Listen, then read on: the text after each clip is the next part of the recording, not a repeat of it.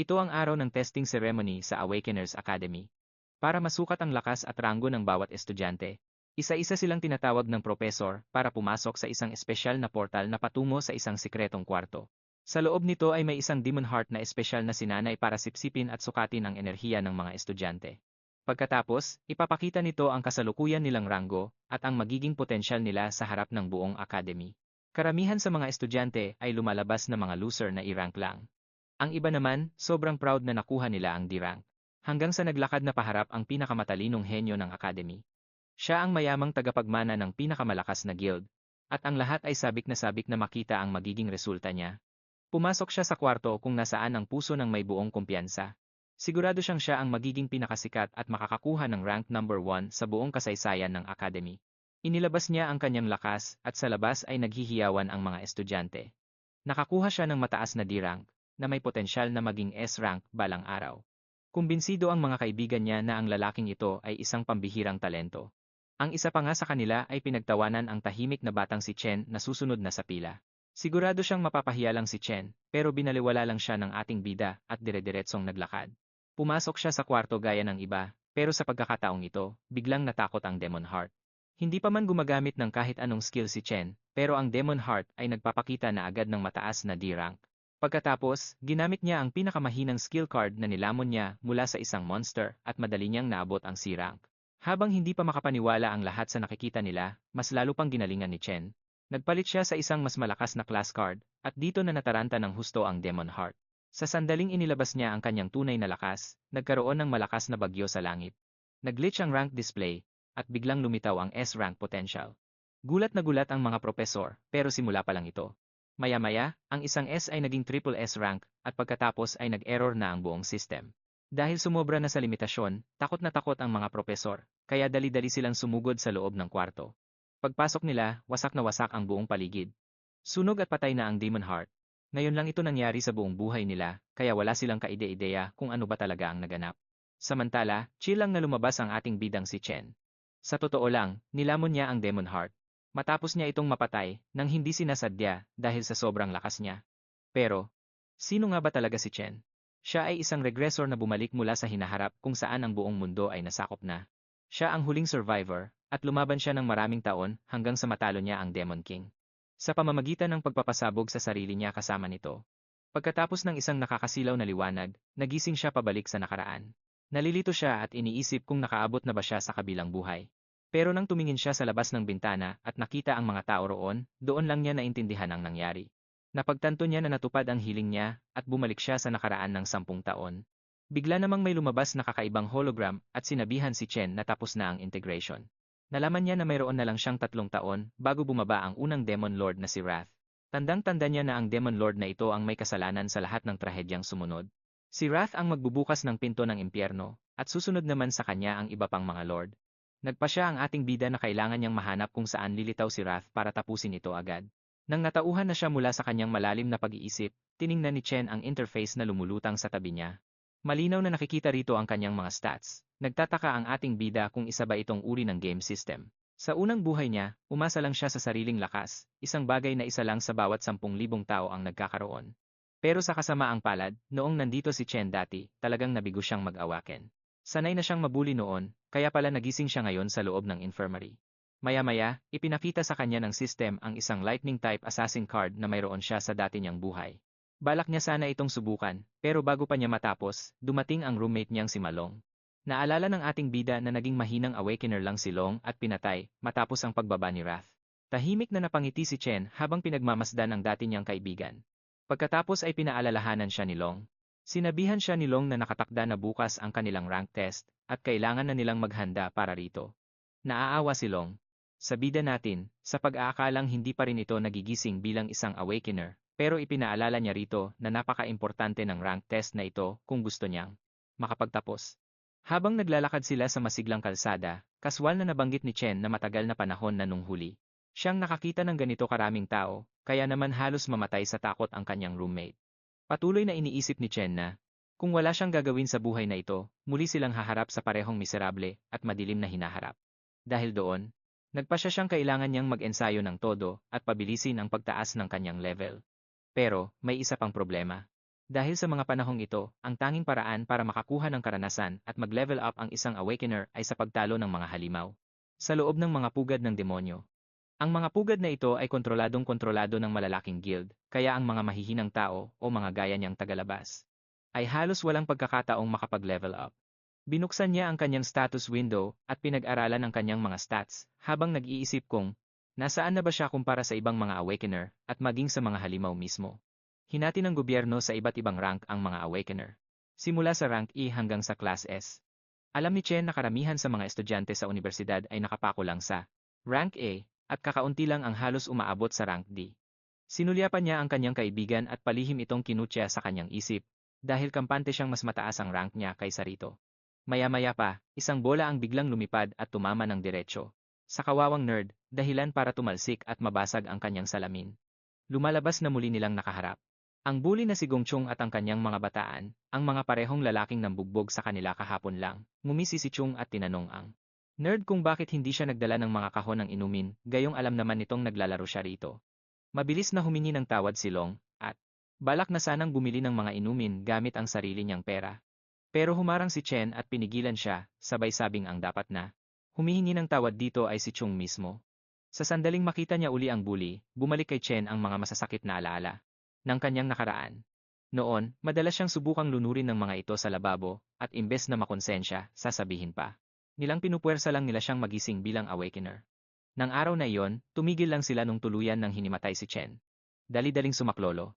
Si Long para tingnan siya noon, pero nang marinig ni Chung na nagsalita si Chen, bumalik ito para lang lalo pa siyang saktan.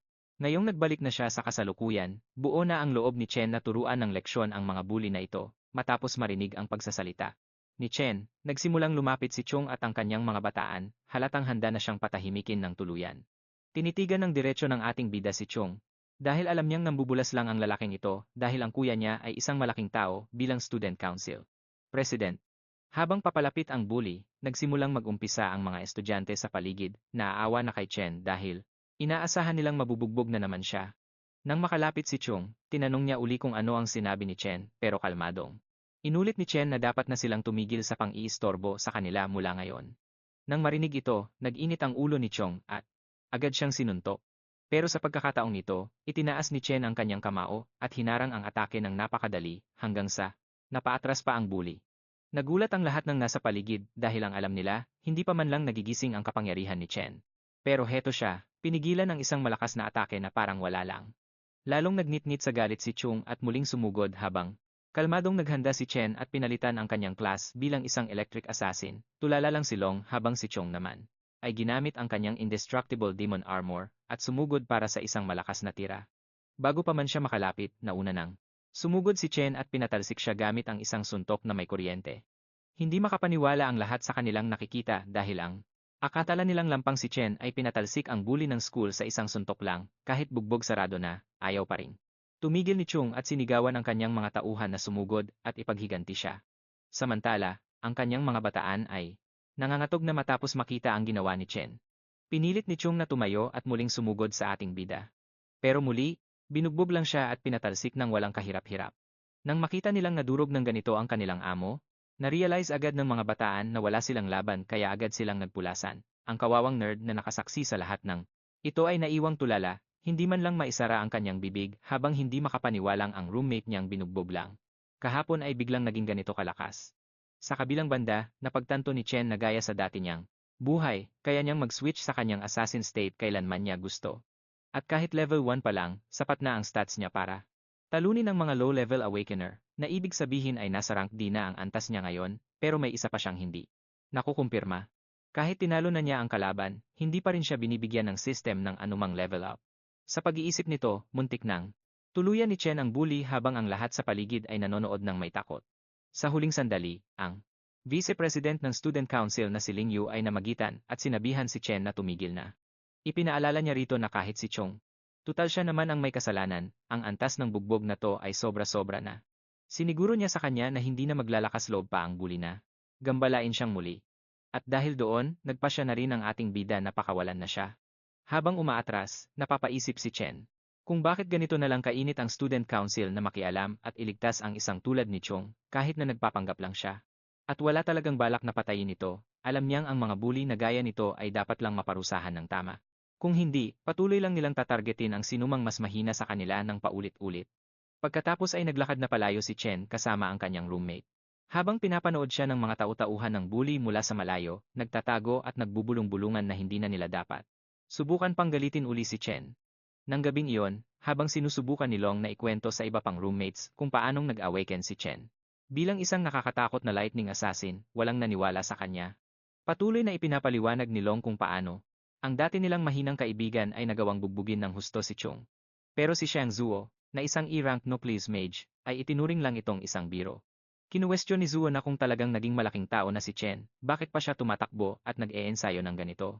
Ipinaglaban niya na kung ang isang tao ay tunay na awakener, hindi na nila kailangang umasa sa mga ganitong basic na physical training. Nang marinig ito, ang gamer roommate na si Shan Yu ay nag-comment na base sa naririnig niya, mukhang matindi ang tama sa ulo ni Long. Nagpatuloy pa si Zuo sa pagsasabing silang apat ay inilagay sa dorm na to dahil sila ang pinakamahihina sa lahat. At kahit anong gawin nila, hindi na magbabago ang katotohanan iyon. Sinabi pa niya na siya ang pinakamalakas sa kanilang apat. Habang sina Long at Yu ay mga support chanter lang, nagpapakitang gilas siya habang sinasabi sa sarili na imposibleng naging assassin si Chen. Mas naging kampante siya kaysa dati at umaasang baka tumaas pa ang rank niya sa huling test bago ang kanilang graduation bukas. Samantala, ang Student Council President na si Gongting ay lumabas na matapos ang training session sa isang E-rank Demon Layer. Kasama niya si Ling Yu. Napansin niya ang kanyang nakababatang kapatid na nakatayo pa rin doon at tinanong kung anong ginagawa nito. Nagrereklamo si Chun na hanggat nandidiyan pa ang taong bumugbog sa kanya, hindi siya makakatulog ng mahimbing. Patuloy na kinukulit ni Chun ang kanyang kuya.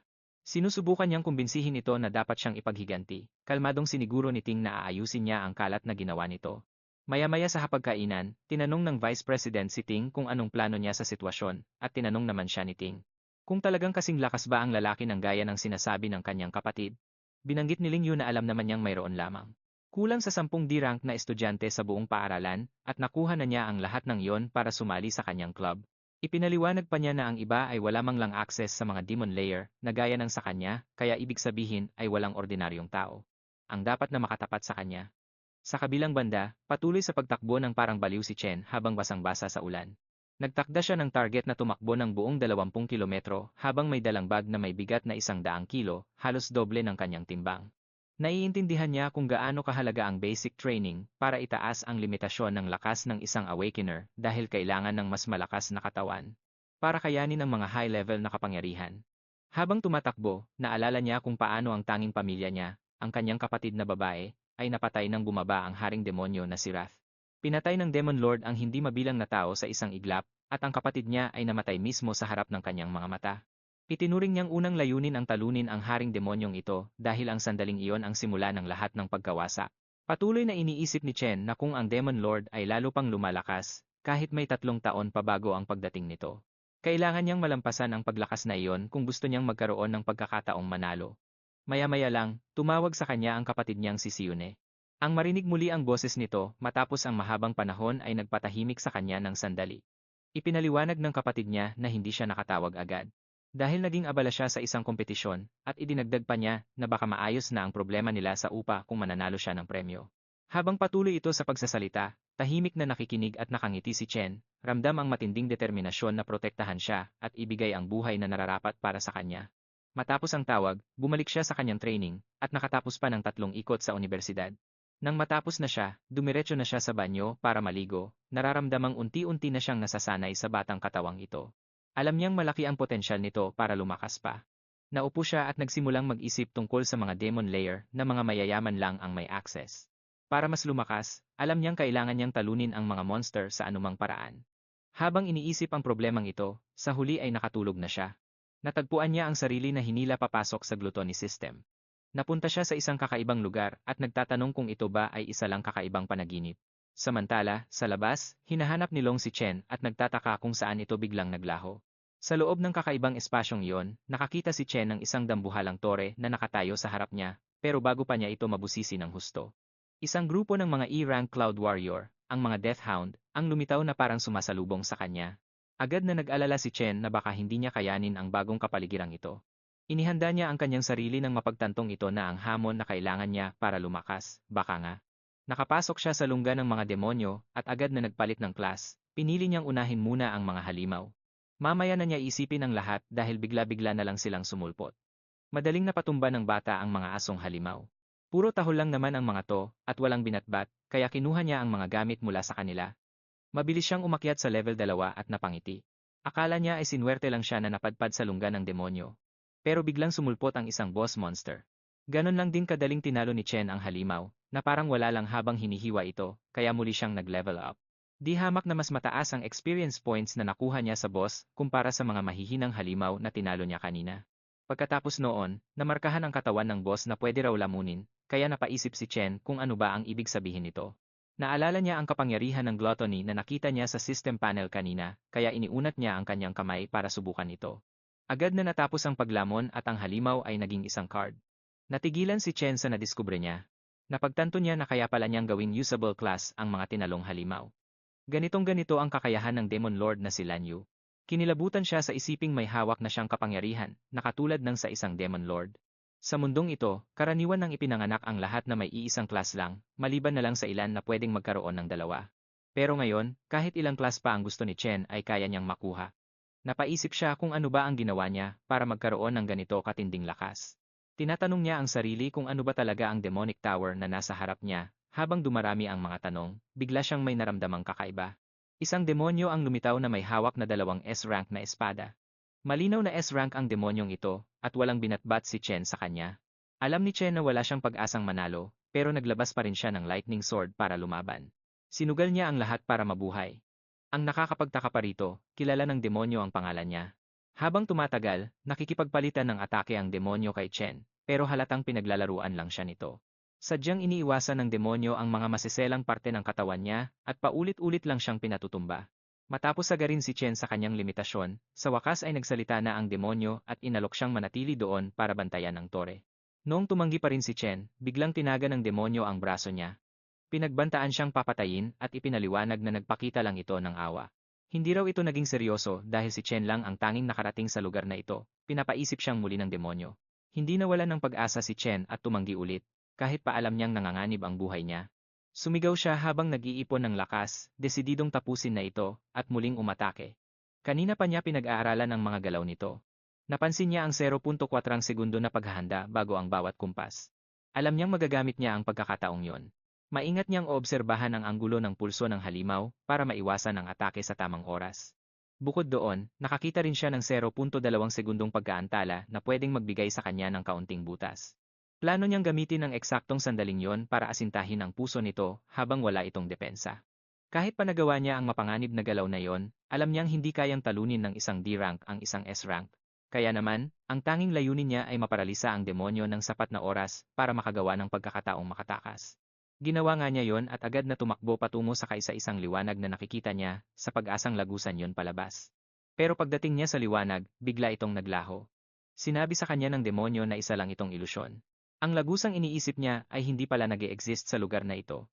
Ipinaliwanag ng demonyo ang katotohanan. Ang palasyong ito ay hindi naman talaga lungga ng demonyo. Gayunpaman, pinuri nito ang bata. Nagustuhan niya kung gaano kabilis napansin ng bata ang mga butas sa kanyang atake. Ang demonyong ito ay si Purgatory Rakshasa. Sinabi niya kay Chen na siya nga ang taong magdadala ng pag-asa. Maingat na tiningnan ni Chen ang katawan ng demonyo. Bigla niyang napagtanto na nakita na niya ang hitsurang ito noon. Kay Demon Lord Lan Yu mismo. Nagbalik tanaw ang bida natin sa laban kung saan natapos ang lahat. Ang huling laban bago ang kanyang pagbabalik sa nakaraan. Hindi ordinaryong demonyo ang kalaban niya noon. Noong naglalaban sila, una itong nagbagong anyo bilang isang dragon. Tapos, paulit-ulit itong nagpapalit ng class sa iba pang malalakas na halimaw, gaya ng nagbabagang magma at mga nakalalasong baging. Gumamit din ito ng kidlat na mas malakas pa kaysa sa kanya, pero may isang anyo na talagang kumuha ng atensyon niya. Yun ang anyo na kamukhang-kamukha ng demonyong nasa harap niya ngayon. Isang nakapanghihilakbot na katotohanan ang pumasok sa isip niya. Ang bawat pagbabagong anyo ay bahagi pala ng kakayahan ni Demon Lord Lan Yu. Dahil nasa kanya na ang kapangyarihang yon, ang demonyong nakikita niya ngayon ay ang kapangyarihan ng gluttony na naabsorb sa loob niya. Namangha ang demonyo sa talas ng isip niya. Sinabi nito na karapat-dapat siyang magmana ng kapangyarihan sa loob ng dimensyong ito. Napakunot noon naman si Chen, naguguluhan kung ano ang ibig sabihin nito. Ito na ang lahat para sa dimensyong ito. Bigla na lang, may lumitaw na gininto ang void key sa kamay ng demonyo. Ito lang ang tanging paraan para makapasok o makalabas sa dambuhalang tore sa likuran niya. Ipinaliwanag ng demonyo na ang Demon King na si Lan Yu ay lumingon at lumamon ng napakaraming malalakas na halimaw na hindi na mabilang. Ang pagbabantay sa toreng nagkukulong sa pinakamalakas sa kanila ang siyang banal na tungkulin nito. Pero ngayon, pinili nitong ibigay ang mismong susing iyon sa kanya. Gusto ni Rakshasa na lamunin niya ang mga demonyong iyon. Kailangan niyang lumakas at ituloy ang misyon kapalit nito. Naguguluhan namang nagtanong si Chen kung bakit tutulong ang isang demonyo. Bilang sagot, inamin ng nilalang na kahit sa mundo ng mga demonyo, may mga mabubuti rin at may mga sadyang masasama. May isang halimaw na pinatay ang buong angkan nito para lang sa katuwaan, parang isang malupit na pagpatay na ginawang libangan. Mula noon, naghintay na ito ng pagkakataon para makaganti sa masamang hayop na iyon. Ngayon, naniniwala na itong nahanap na niya ang taong makakatupad sa hiling na iyon. Sinabi nito sa bida natin na may isang taong nagsabi ng totoo. Siya ang kanilang pinakamalaking pag-asa para sa paghihiganti. Agad namang nagtanong si Chen kung sino ang taong iyon. Sumagot ang demonyo na ang lahat ng kasagutan ay naghihintay sa loob ng tore, na parang isang matandang pantas kung magsalita. Sa huling mga salita nito, ibinigay nito ang lahat ng natitirang enerhiya niya sa kanya, bilang kapalit, binalaan siya ng demonyo. Dapat siyang maging pinakamalakas na taong nabubuhay sa mundo. Hindi magiging madaling gawain ang lamunin ang mga dambuhala. Kahit gaano pa siya kalakas, bawat isa sa mga mapanlinlang na nilalang na iyon ay magiging malaking hamon pa rin para sa kanya. Ibinigay ng demonyo ang huling babala nito, na ang tanging taong may hindi matatawarang gutom sa kapangyarihan ang karapat-dapat sa lakas ni Rakshasa. Iyon ang kailangang motibasyon para ubusin ang lahat ng Demon King na nabubuhay. Kasunod niyon, lumiit ang katawan nito. Naging isang nagniningas na bola ng enerhiya ito para lamunin ni Chen. Agad siyang tumaas ng 8 level. Nakuha niya ang 2 sa mga espada ni Rakshasa. Nang walang pag-aalinlangan, tinanggap niya ang misyon at nangakong tutuparin ang hiling nito. Bukod sa pagtaas ng kanyang mga stat, na-unlock din niya ang kakayahang humigop ng lakas mula sa mga patay na tao at ang pagkontrol sa gravity. Kinaumagahan, dahan-dahan niyang iminulat ang kanyang mga mata na nagising sa loob ng dorm na parang isang ordinaryong araw lang. Bigla siyang napabalikwas ng may malakas na boses na umalingaunggaw sa kwarto. Ang mga kasama niya sa kwarto ay naghahanda na pala. Sinabihan siya ng mga ito na kumilos na rin kung gusto niyang makarating sa school sa tamang oras. Napansin niyang wala namang galos ang katawan niya. Napaisip siya kung ang lahat ba ng naranasan niya ay isa lang kakaibang panaginip, pero ang kanyang mga bagong stat ang nagpatunay ng katotohanan. Hindi pala yun panaginip. Ang lahat ng nakita niya ay totoo matapos siyang tumalon sa level 10 sa loob lang ng isang gabi. Hindi niya maiwasang mapaisip kung anong rank na kaya siya ngayon. Bigla namang biniro siya ng kanyang kasama sa kwarto. Binanggit nito kung paanong may isang taong walang hiyang nagpupuri sa kanya noong isang gabi at sinasabing ang cool na raw niya. Tahimik na sumisilip si Malong mula sa kabilang dulo ng kwarto na nagkukunwaring wala siyang kinalaman doon. Kahit ano paman, hinamon siya ng kasama niya sa kwarto na patunayan ang sarili sa gaganaping ranking assessment. Doon malalaman kung sino ang sapat na malakas para makuha ang titulong Dorm King. Habang papunta sila sa school, ipinagmamalaking ipinaliwanag ng nagpakilalang Dorm King sa kanyang mga alagad na ang bawat rank ay nahahati sa 3 magkakahiwalay na tier. Kaya kahit na pare-pareho silang mga dukha sa A- rank, mas mataas pa rin daw siya sa iba pang mga talunang nasa bottom tier. Bilang isang proud na mid-E ranker, kung makapagyabang siya ay akala mo kung sino dahil sa laki ng agwat ng bawat tier.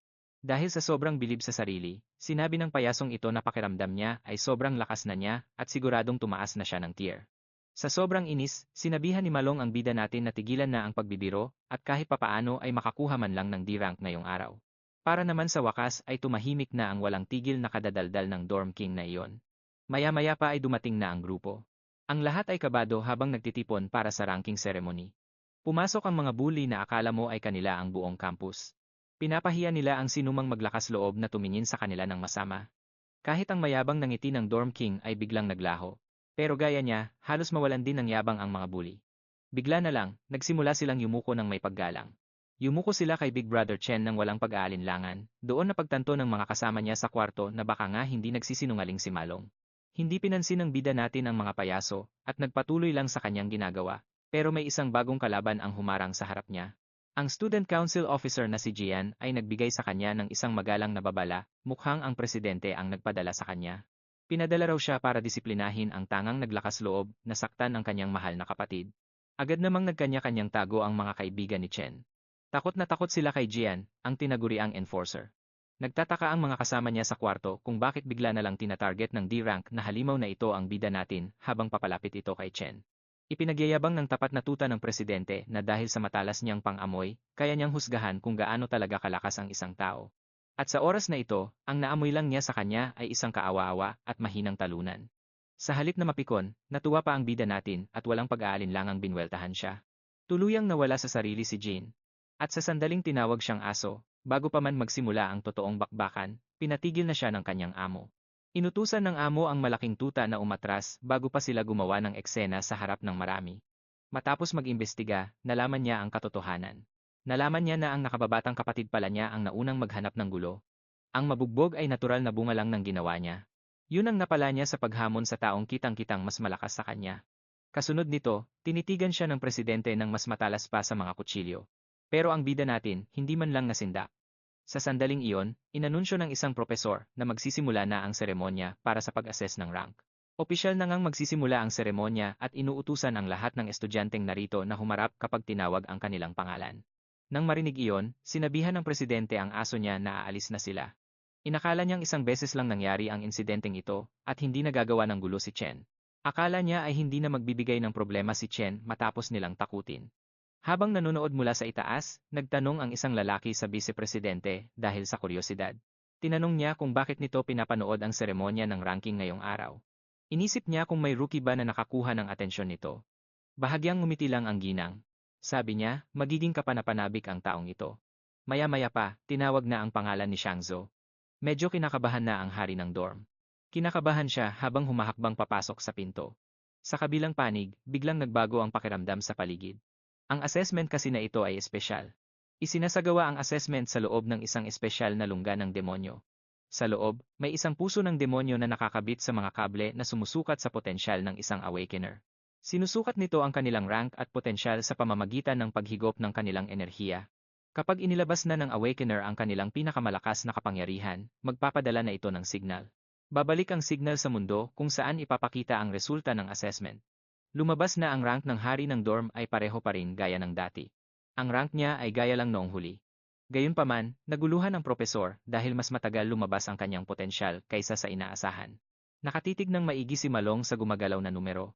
Matapos ang nakakakabang paghihintay, lumabas na ang pinakamataas na potensyal ni Shangzhou ay hanggang grado C lang. Lumabas ang hari na bagsak ang balikat, napagtanto na ang lahat ng pagbabagong akala niya ay nagawa niya ay nasa isip lang pala niya. Sinubukan siyang aluin ng kanyang mga roommates, sinabing pare-pareho lang naman sila ng kalagayan, na stuck sa rank E at may limitadong potensyal. Nakakulak sila sa potensyal na hanggang rank C lang sa pinakamataas.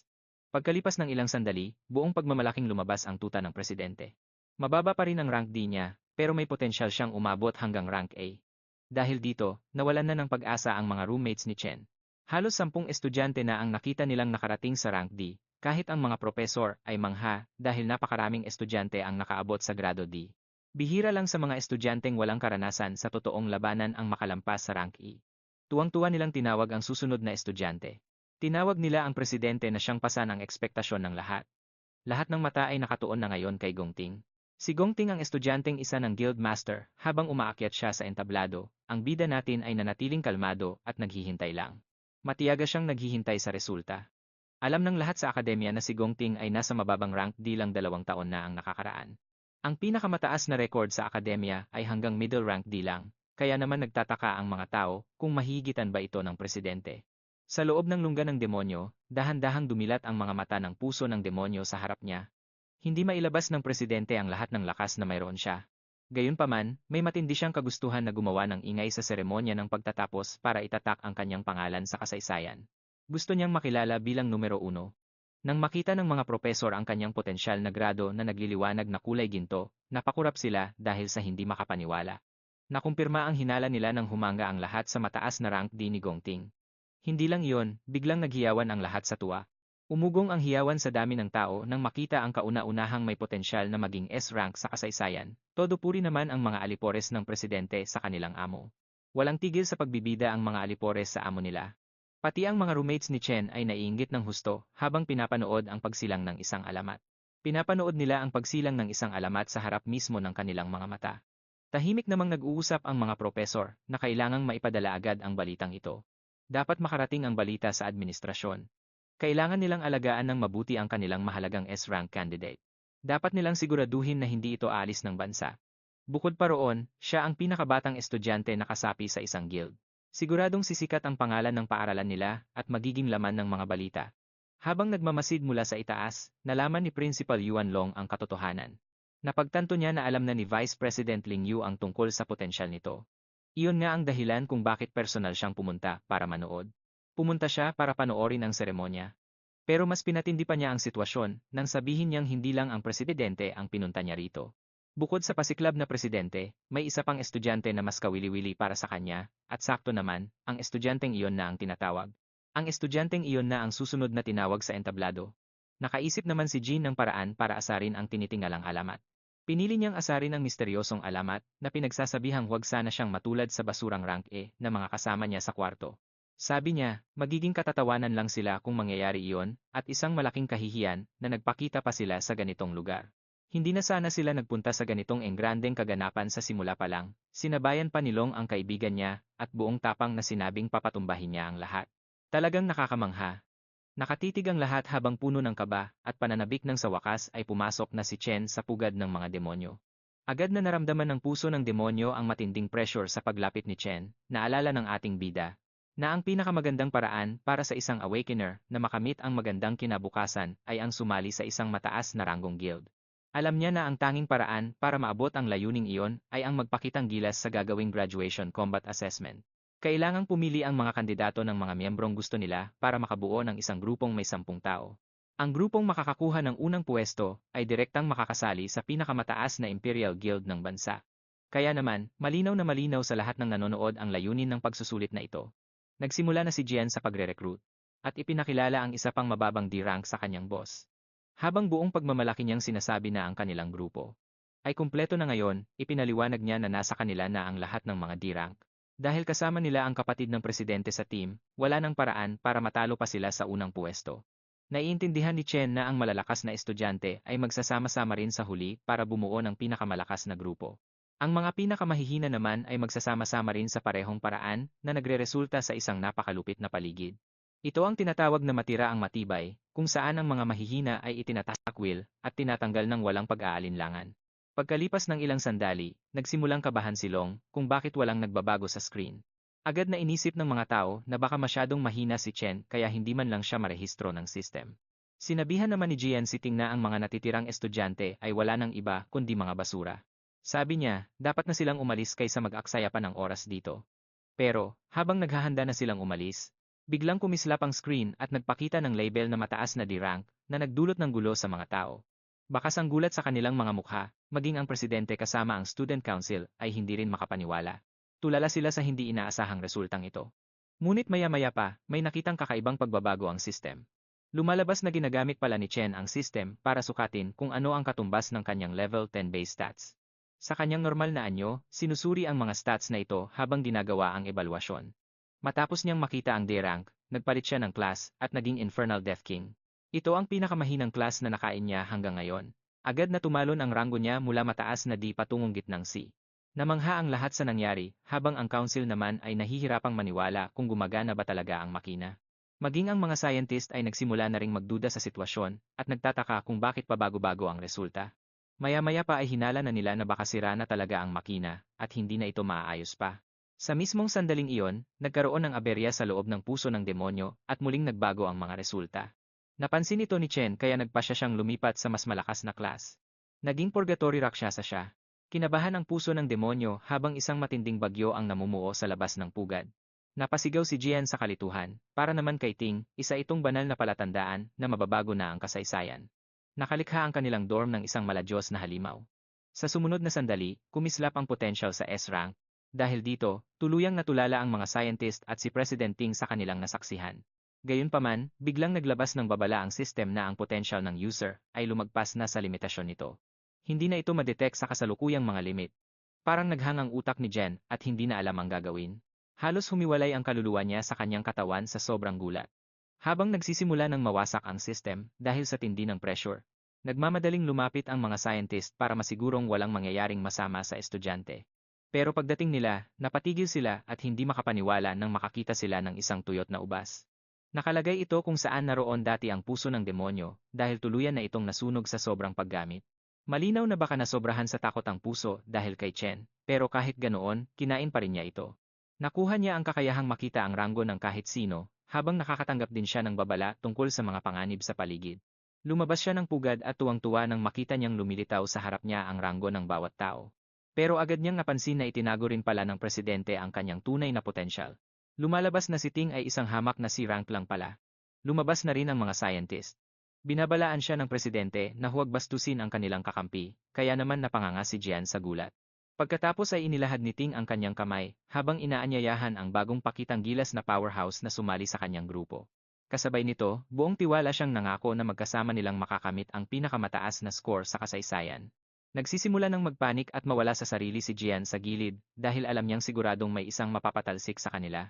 Alam niyang kailangan nilang magbakante ng pwesto para kay Chen, at ang sitwasyong ito ay tiyak na magdadala ng gulo sa magkapatid.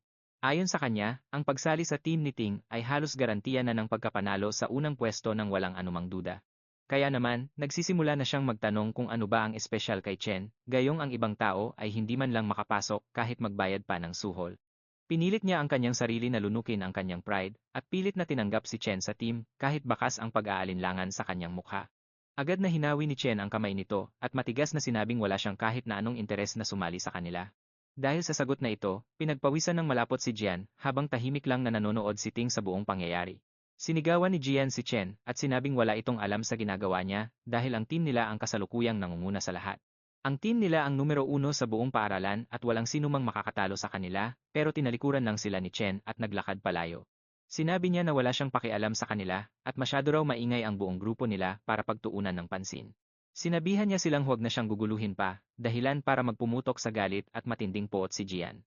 Nangyari ito agad pagkatapos ng nakakahiyang pagtanggi na iyon, kaya naman mabilis na kumalat ang chismis sa buong school tungkol sa ginawa ni Chen. Akala ng karamihan ay plano niyang kunin ang unang pwesto ng mag-isa matapos lumabas ang kanyang mid-tier C rank. Ang buong paaralan ngayon ay may magandang palabas na pwedeng pagpiestahan habang unti-unting lumalabas ang drama sa harap nila. Samantala, tuwang-tuwa naman ang mga roommates ni Chen habang pinapanood ang itsura ng matinding kahihiyan sa mga mukha ni Jian at Ting. Matapos ang harap-harapang pagtanggi na iyon, kalmadong sinabihan ng presidente si Jian na huwag nang mag-alala sa mga plano ni Chen. Nanatili siyang kalmado habang ang principal naman, na kanina pa nanonood sa buong gulo, ay napabuntong hininga na lang. Nagpakawala siya ng malalim na buntong hininga ng panghihinayang dahil tumanggi ang mga bata na maging magkakampi gaya ng inaasahan niya. Gusto niya sanang magtulungan sila para makapagtala ng bagong record sa paaralan, pero iginiit ni Ling na mas interesante ang ganitong sitwasyon. Ipinaliwanag niya na lumaking mayaman at nakukuha ang lahat ni Ting, kaya ang pagtangging ito ay ituturing niyang isang digmaan. Ang ganitong uri ng pagtanggi ay maitatala bilang isang direktang deklarasyon ng giyera sa kanyang isipan ng walang anumang duda. Ipinaalala niya sa principal na hindi madaling kalaban ang kanilang presidente kapag ang kanyang dangal na ang tinamaan. Patuloy pa rin sa pagrereklamo si Jian at sinabing masyadong mataas ang tingin ni Chen sa sarili dahil lang sa isang pagkakamali sa test. Iniisip niya na nagpakita lang ito ng C rank dahil sa aberya, pero nagpahiwatig si Ting na maaaring hindi naman talaga mali ang resulta. Inamin niya na kahit halos imposible ang tsansa, hindi pa rin niya hahayaang may kumuha ng kanyang pwesto. Hindi niya pwedeng payagan ang kahit na sino na agawin ang kanyang unang pwesto sa anumang kondisyon hanggang sa may naalala si Jian. Naalala niya na si Chen ay malamang na isa lamang normal na estudyante na wala talagang karanasan sa totoong labanan. Habang ang mga miyembro ng konseho ay mga elite na palihim na nagsanay sa loob ng lungga ng mga demonyo sa loob ng mahabang panahon. Nagsanay sila ng husto para marating ang kasalukuyang antas nila, kaya iminungkahi niya na siya na mismo ang lalapit para turuan ng leksyon si Chen. Gusto niya itong maturuan ng leksyon dahil sa kawalan nito ng galang, pero agad na pinutol ni Ting ang iniisip niyang iyon. Tinanong niya kung mukha ba talagang mababaw ang kanilang presidente para gumawa ng ganoong bagay, at agad na natauhan si Jian sa kanyang pagkakamali. Humingi ng paumanhin si Jian habang kinansela naman ni Ting ang plano nilang magkaraoke at sinabihan si Jian na asikasuhin ang lahat ng mag-isa. Idinagdag pa niya sa malamig na tono na kahit ano pang piliin ni Jian na gawin, wala na siyang pakialam doon. Agad na nakuha ni Gian ang mensaheng iyon, at makalipas ang 10 minuto, isang informant ang lumapit sa kanya para mag-ulat ng balita. Iniulat nito na nakaalis na ng school si Chen matapos niyang banggitin na kailangan muna niyang umuwi sa kanila sa loob ng ilang sandali. Ipinaliwanag din niya na lumabas si Chen nang hindi man lang kumakain, kaya naman lalong naging paborablo ang sitwasyon para sa kanila. Itinuring ito ni Gian na isang biyaya mula sa langit at nagsimulang ma-excite sa pagkakataon na tapusin siya ng walang awa. Gusto niyang umatake sa lugar na hindi pamilyar kay Chen kung saan walang sinumang pwedeng makialam habang naglalakad naman si Chen sa kalsada. Naalala niya na sa kanyang nakaraang buhay, isang sikat na guild ang nakaranas ng malaking sakuna sa Saint He Country. Sinubukan nilang sakupin ang isang demon lair, at nakatagpo sila ng isang halimaw na kilala bilang Wrath, na naging dahilan ng kanilang pagkakaubos. Kailangan ngayon ni Chen ng pera para simulan ang kanyang plano, kaya nagtungo siya sa Mithril Monster Exchange Center. Ito ang magiging pinakamalaking sentro ng kalakalan ng mga materyales sa hinaharap, at sa mundong ito, ang lakas ng isang hinuhusgahan ng isang Awakener base sa kalidad ng mga kagamitan at armas na meron sila. Ang Exchange Center ang nagsisilbing tulay para sa pagbili at pagbenta ng mga ganitong item. Pero para kay Chen, ang lugar na to ay paraan lang para mabilis at madaling kumita ng pera sa ngayon bago niya ituloy ang kanyang mas malalaking plano. Kaya naman, pumasok siya sa loob at nagpakita ng ilang pangil sa broker, na tiningnan naman to ng maigi at puno ng pagdududa. Tinanong nito kung paanong ang isang estudyanteng tulad niya ay nakakuha ng ganoong item. Kalmado namang nagpaliwanag si Chen na nakuha niya to mula sa halimaw na tinalo niya kanina lang. Nagulat naman ang broker. At sinabing ngayon lang siya nakakita ng ganitong item, pero sumingit ang kanyang assistant at ipinaliwanag na ang mga pangil ay galing sa mga A-grade na halimaw na kung tawagin ay Beast Sangen. Naalala niya na ayon sa mga record, ang mga pangil na to ay pwedeng gawing E-grade, Cloud-type scepter, o kaya naman ay gawing pulbos para sa iba't ibang gamit. Pinatigil naman siya ng mayabang na broker at ibinalik ang pangil sa lamesa dahil sabi niya, walang gaanong halaga ang isang E-grade na item. Sinimulan pa niyang magmayabang na ang kanilang exchange ay may VIP system, kung saan ang mga kliyente lang nila ay mga Awakener na may mataas na katayuan sa lipunan. Sinabi pa niya na ang hinahawakan lang niya ay mga D-grade pataas, at ginawa itong dahilan para maliitin ang mababang uri ng E-grade item na to. Sa isip-isip niya, nagrereklamo siya dahil wala silang mga high-grade na customer nitong mga nakaraan at wala siyang mapapala sa pakikipag-deal sa mga low tier dahil hindi to makakatulong sa promotion niya. Tinawag pa niyang abala ang buong sitwasyon at basta na lang ipinasa ang responsibilidad sa assistant niyang si Lee. Pagkaalis ng broker, magalang na, iniabot ng babae kay Chen ang isang sobre ng pera at tinanong kung kailangan pa niya ng tulong sa iba pang bagay. Sinuri ni Chen ang halaga na $18,000 at nagdesisyon na sapat na to para sa problema niya sa renta nang hindi na siya masyadong ma-stress. Pagkatapos, inilabas niya ang nagliliwanag na great sword na nakuha niya mula sa Purgatory Rakshasa, na agad namang kumuha sa buong atensyon ng babae. Kahit hindi pa siya nakakakita ng ganon, tantya niya ay nasa B-grade ito. Kaya naman ay A-grade sa pinakamataas. Bumalik naman ang broker na nakataas ang kilay at binaliwala ang sinabi ng assistant dahil ang mga A-grade na item ay karaniwang nagkakahalaga ng nasa $1,000,000. Ikinatwiran pa niya na matagal na siyang nagtatrabaho doon at wala pa siyang nakikitang kahit anong malapit sa A-grade sa totoong buhay. Eksaktong dumating ang may-ari ng shop at kalmadong sinabi na ang item na to ay hindi A-grade o B-grade.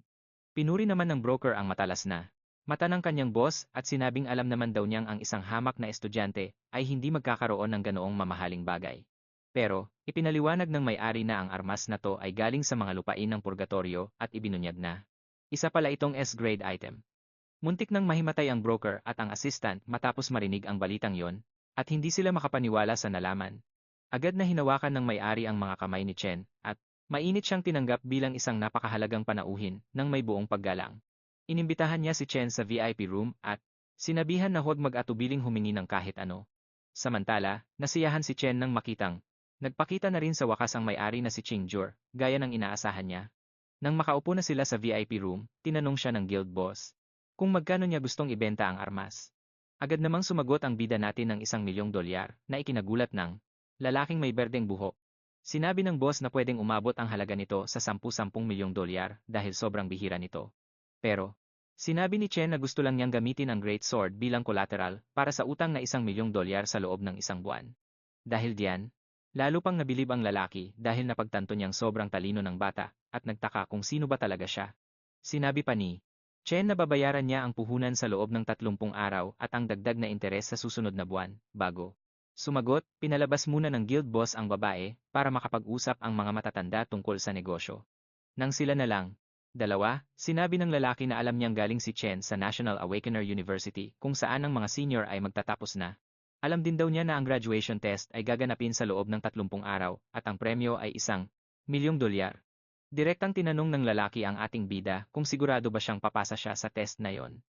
Ginamit din ng guild boss ang kanyang pagiging mapanuri at napagtantong kailangan ni Chen ng pera at hindi siya pupunta rito kung may iba pa siyang pagpipilian.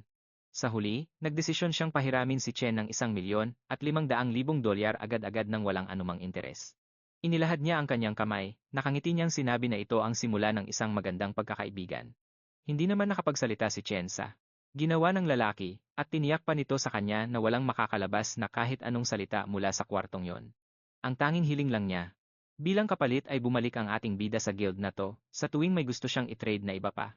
Naisip ni Chen, na ang bilis na laman ng lalaking to ang lahat, pero hindi pa rin siya sinubukang lokohin. Naintindihan na niya kung bakit. Naging big shot ang guild boss na to sa hinaharap. Nakipagkamay ang bida natin habang iniisip na kailangan niyang maging malakas. Kailangan niya ng mga kakampi kung gusto niyang talunin ang Demon Lord. Pagkalipas ng ilang sandali, natapos na rin ang kontrata. Agad na pumasok ang pera sa kaniyang account. Tinanong naman siya ng guild boss kung kailangan niyang humiram ng armas. Dahil kabibigay lang niya ng kaniyang sandata, marami pa rin siyang pagpipili ang mga high-quality rank A na kagamitan. Sabi ni Chen na huwag na itong mag-alala, at bigla na lang niyang ipinatawag ang isa pang higanteng espada na nakuha niya kanina. Dahil dito, talagang namangha ang mga miyembro ng guild.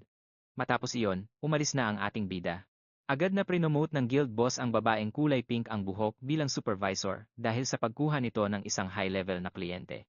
Bago umalis si Chen, naalala niyang may nakalimutan siyang bilhin kaya bumalik siya sa counter. Makalipas ang ilang oras, nakatayo na siya ngayon sa harap ng isang bus stop. Naalala niya na sa kaniyang nakaraang buhay, talagang naghirap siya para makaakyat sa tuktok at minaliit lang siya ng mga tao.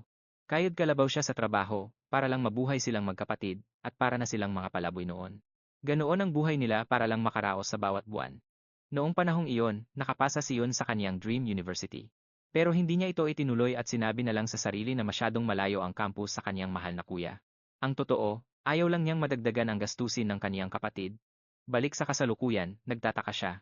Iniisip niya kung bakit wala pa ang kaniyang kapatid at nagsimula na siyang tumingin-tingin sa paligid. Maya-maya, may tumawag sa kaniya. Tinawag siyang tanga ng kaniyang kapatid dahil sa entrance siya naghahanap imbes na sa exit, habang hila-hila nito ang kaniyang malaking maleta. Sabi ng kapatid niya, wala na naman silang pera dahil naubos ang lahat sa pambayad ng renta. Pero, nakatayo lang ang ating bida na tila na shock. 7 taon na ang nakalipas simula noong huli niya itong makita. Sinabihan siya ng kapatid niya na tulungan ito sa kaniyang mga gamit. Dahil walang sagot, ikinaway ng babae ang kaniyang kamay sa harap ni Chen para matauhan ito. Sa sandaling iyon, biglang sumugod si Chen at niyakap siya ng mahigpit na talagang ikinagulat ng dalaga. Matapos ang ilang awkward na sandali, ginamit ng babae ang kaniyang forbidden poking technique para makawala sa yakap. Pinagalitan siya nito dahil halos hindi na. Pinag-iisipan niya kung binasted na ba siya sa wakas ng crush niya, pero binaliwala lang ito ng lalaki. Pagkatapos, nagsimulang maglakad ang dalawa. Tuloy-tuloy lang siya sa kadadaldal tungkol sa kaniyang mga exam. Pero kahit ganoon, masayang-masaya si Chen na pakinggan ang lahat ng ito. Sabi niya sa sarili niya, hinding-hindi niya hahayaang may mangyaring masama sa kaniya sa buhay na ito. Habang nangyayari yon, may ilang mga tambay na naghihintay sa dilim. Matapos makumpirmang dadaan dito ang bida natin, sinabihan ni Jian ang mga tauhan niya na magtago muna.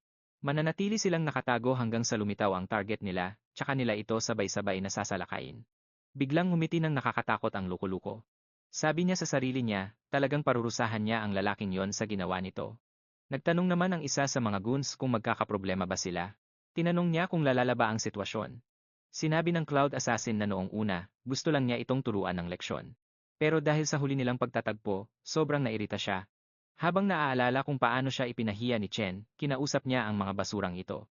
Sinabihan niya ang mga basurang ito na magtira naman para sa kanya, at nanumpa siyang tuturuan niya ng leksyon ang bida natin. Nangako siyang bibigyan niya ito ng leksyong hinding-hindi nito malilimutan. Nagmayabang pa si Jian na siya ang pinakamagaling. Pinagyayabang niyang siya ang pinakamahusay na Cloud Assassin, at nagsimula pang maglaway habang ini-imagine ang itsura ng mukha ng target niya.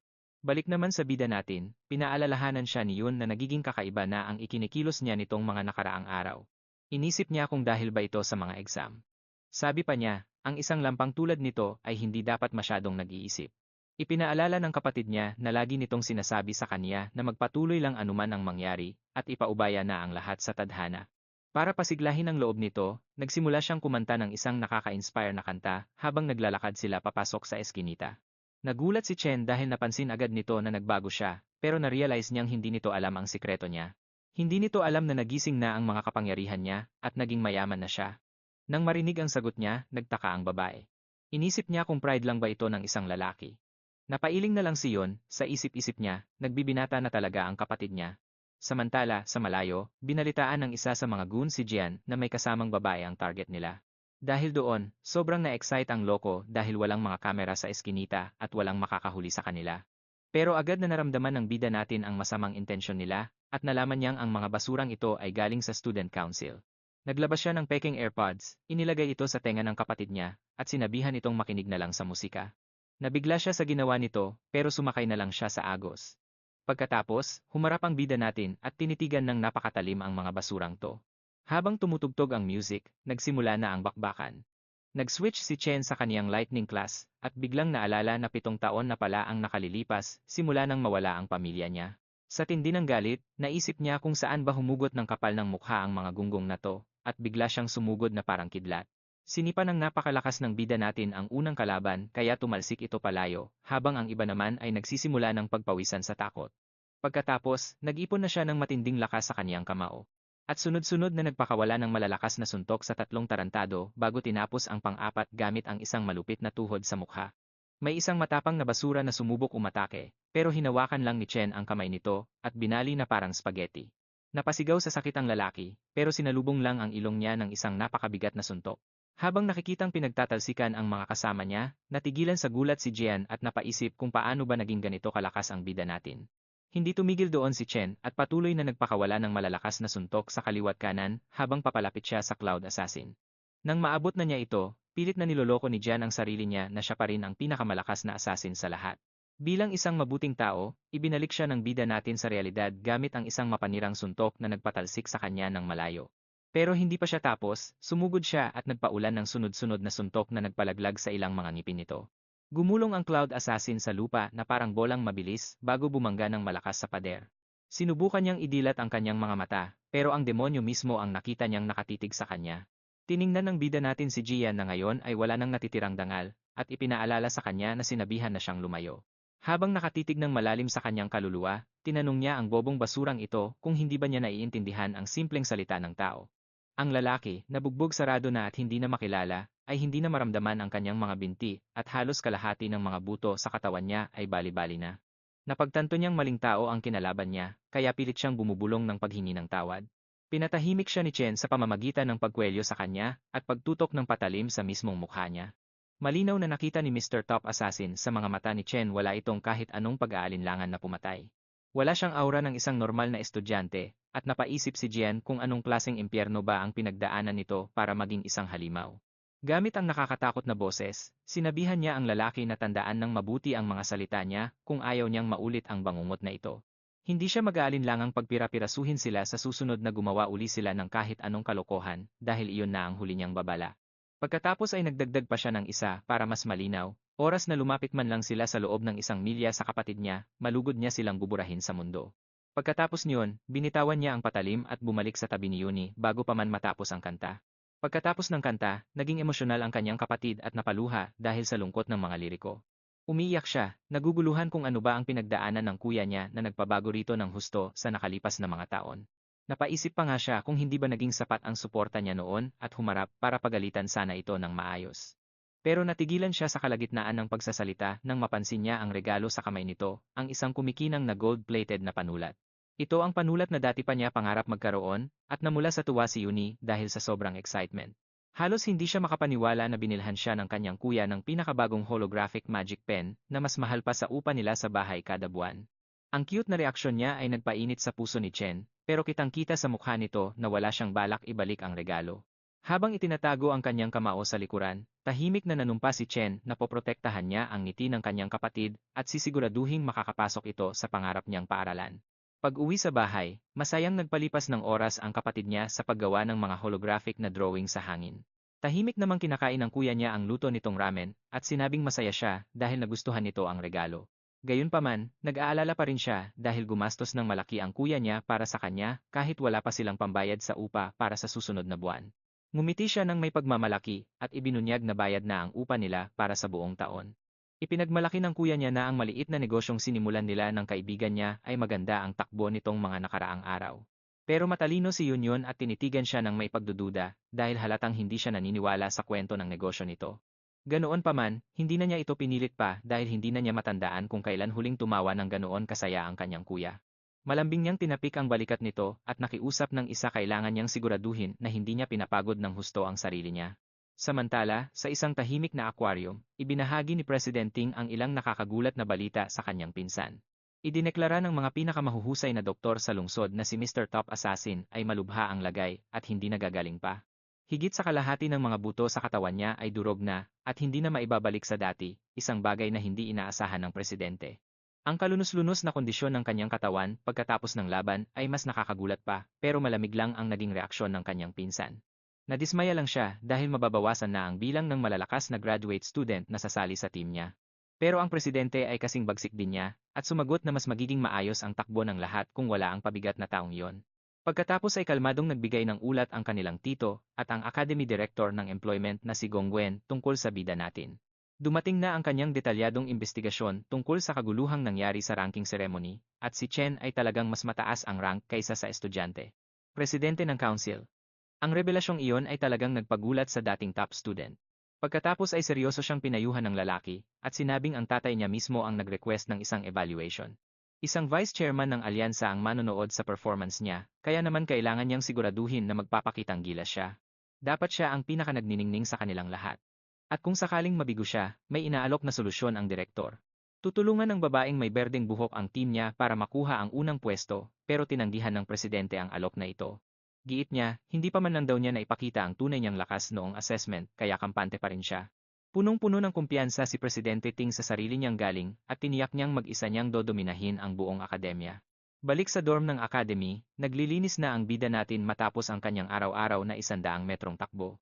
Nakatutok talaga siya sa pagkapanalo ng $1,000,000 na premyo sa paparating na graduation exam. Ito na lang ang tanging pagkakataon niya para matupad ang kasunduan niya sa Mithril Guild King G at makabuo ng koneksyon sa kanila. Dahil ilang linggo na lang ang natitira bago ang exam, humiga na siya para ituloy ang pagpapalakas kahit sa pagtulog niya. Pumasok siya sa kanyang Demon Lair kung saan nakatayo sa harap niya ang dambuhalang Void Tower ni Demon King Lanus. Umakyat siya sa hagdan ng walang pag-aalinlangan. Umabot sa dissenting mid-C rank ang nakuha niya sa unang assessment. Sa kabilang banda naman, ang lakas ng kanyang Abyssal Fiend class ay talagang nagpa-overload sa buong sistema. Kahit ang Demon Heart mismo ay hindi kayang tukuyin ng maayos kung gaano ba talaga kalaki ang potensyal nito habang nagtetest. Ang tanging paraan para malaman ang lakas ng iba pa niyang classes ay ang subukan ang kapangyarihan ng mga ito mismo sa gitna ng labanan. Binuksan niya ang Void Tower at pumasok sa loob, sabik at kuryoso sa bagsik ng hamon na ihahagis nito sa kanya. Nanlaki ang kanyang mga mata sa gulat sa nakita niya nang matransport siya sa isang kakaibang dimensyon. Nakatayo siya sa ibabaw ng isang dambuhalang puting planeta na lumulutang sa kalawakan, pero sa unang hakbang pa lang niya, bigla siyang bumagsak. Napaluhod siya sa isang tuhod, hirap na hirap itayo ang kanyang katawan dahil sa 10G na gravity ng mapanganib na lugar na ito. Ang gravity dito ay 10 beses na mas malakas kaysa sa mundo, at ramdam na ramdam ni Chen ang nakakangilong bigat sa kanyang mga buto. Sa likuran niya, biglang naglaho ang pinto ng tower. Kailangan niyang talunin ang boss para muling bumukas ang labasan.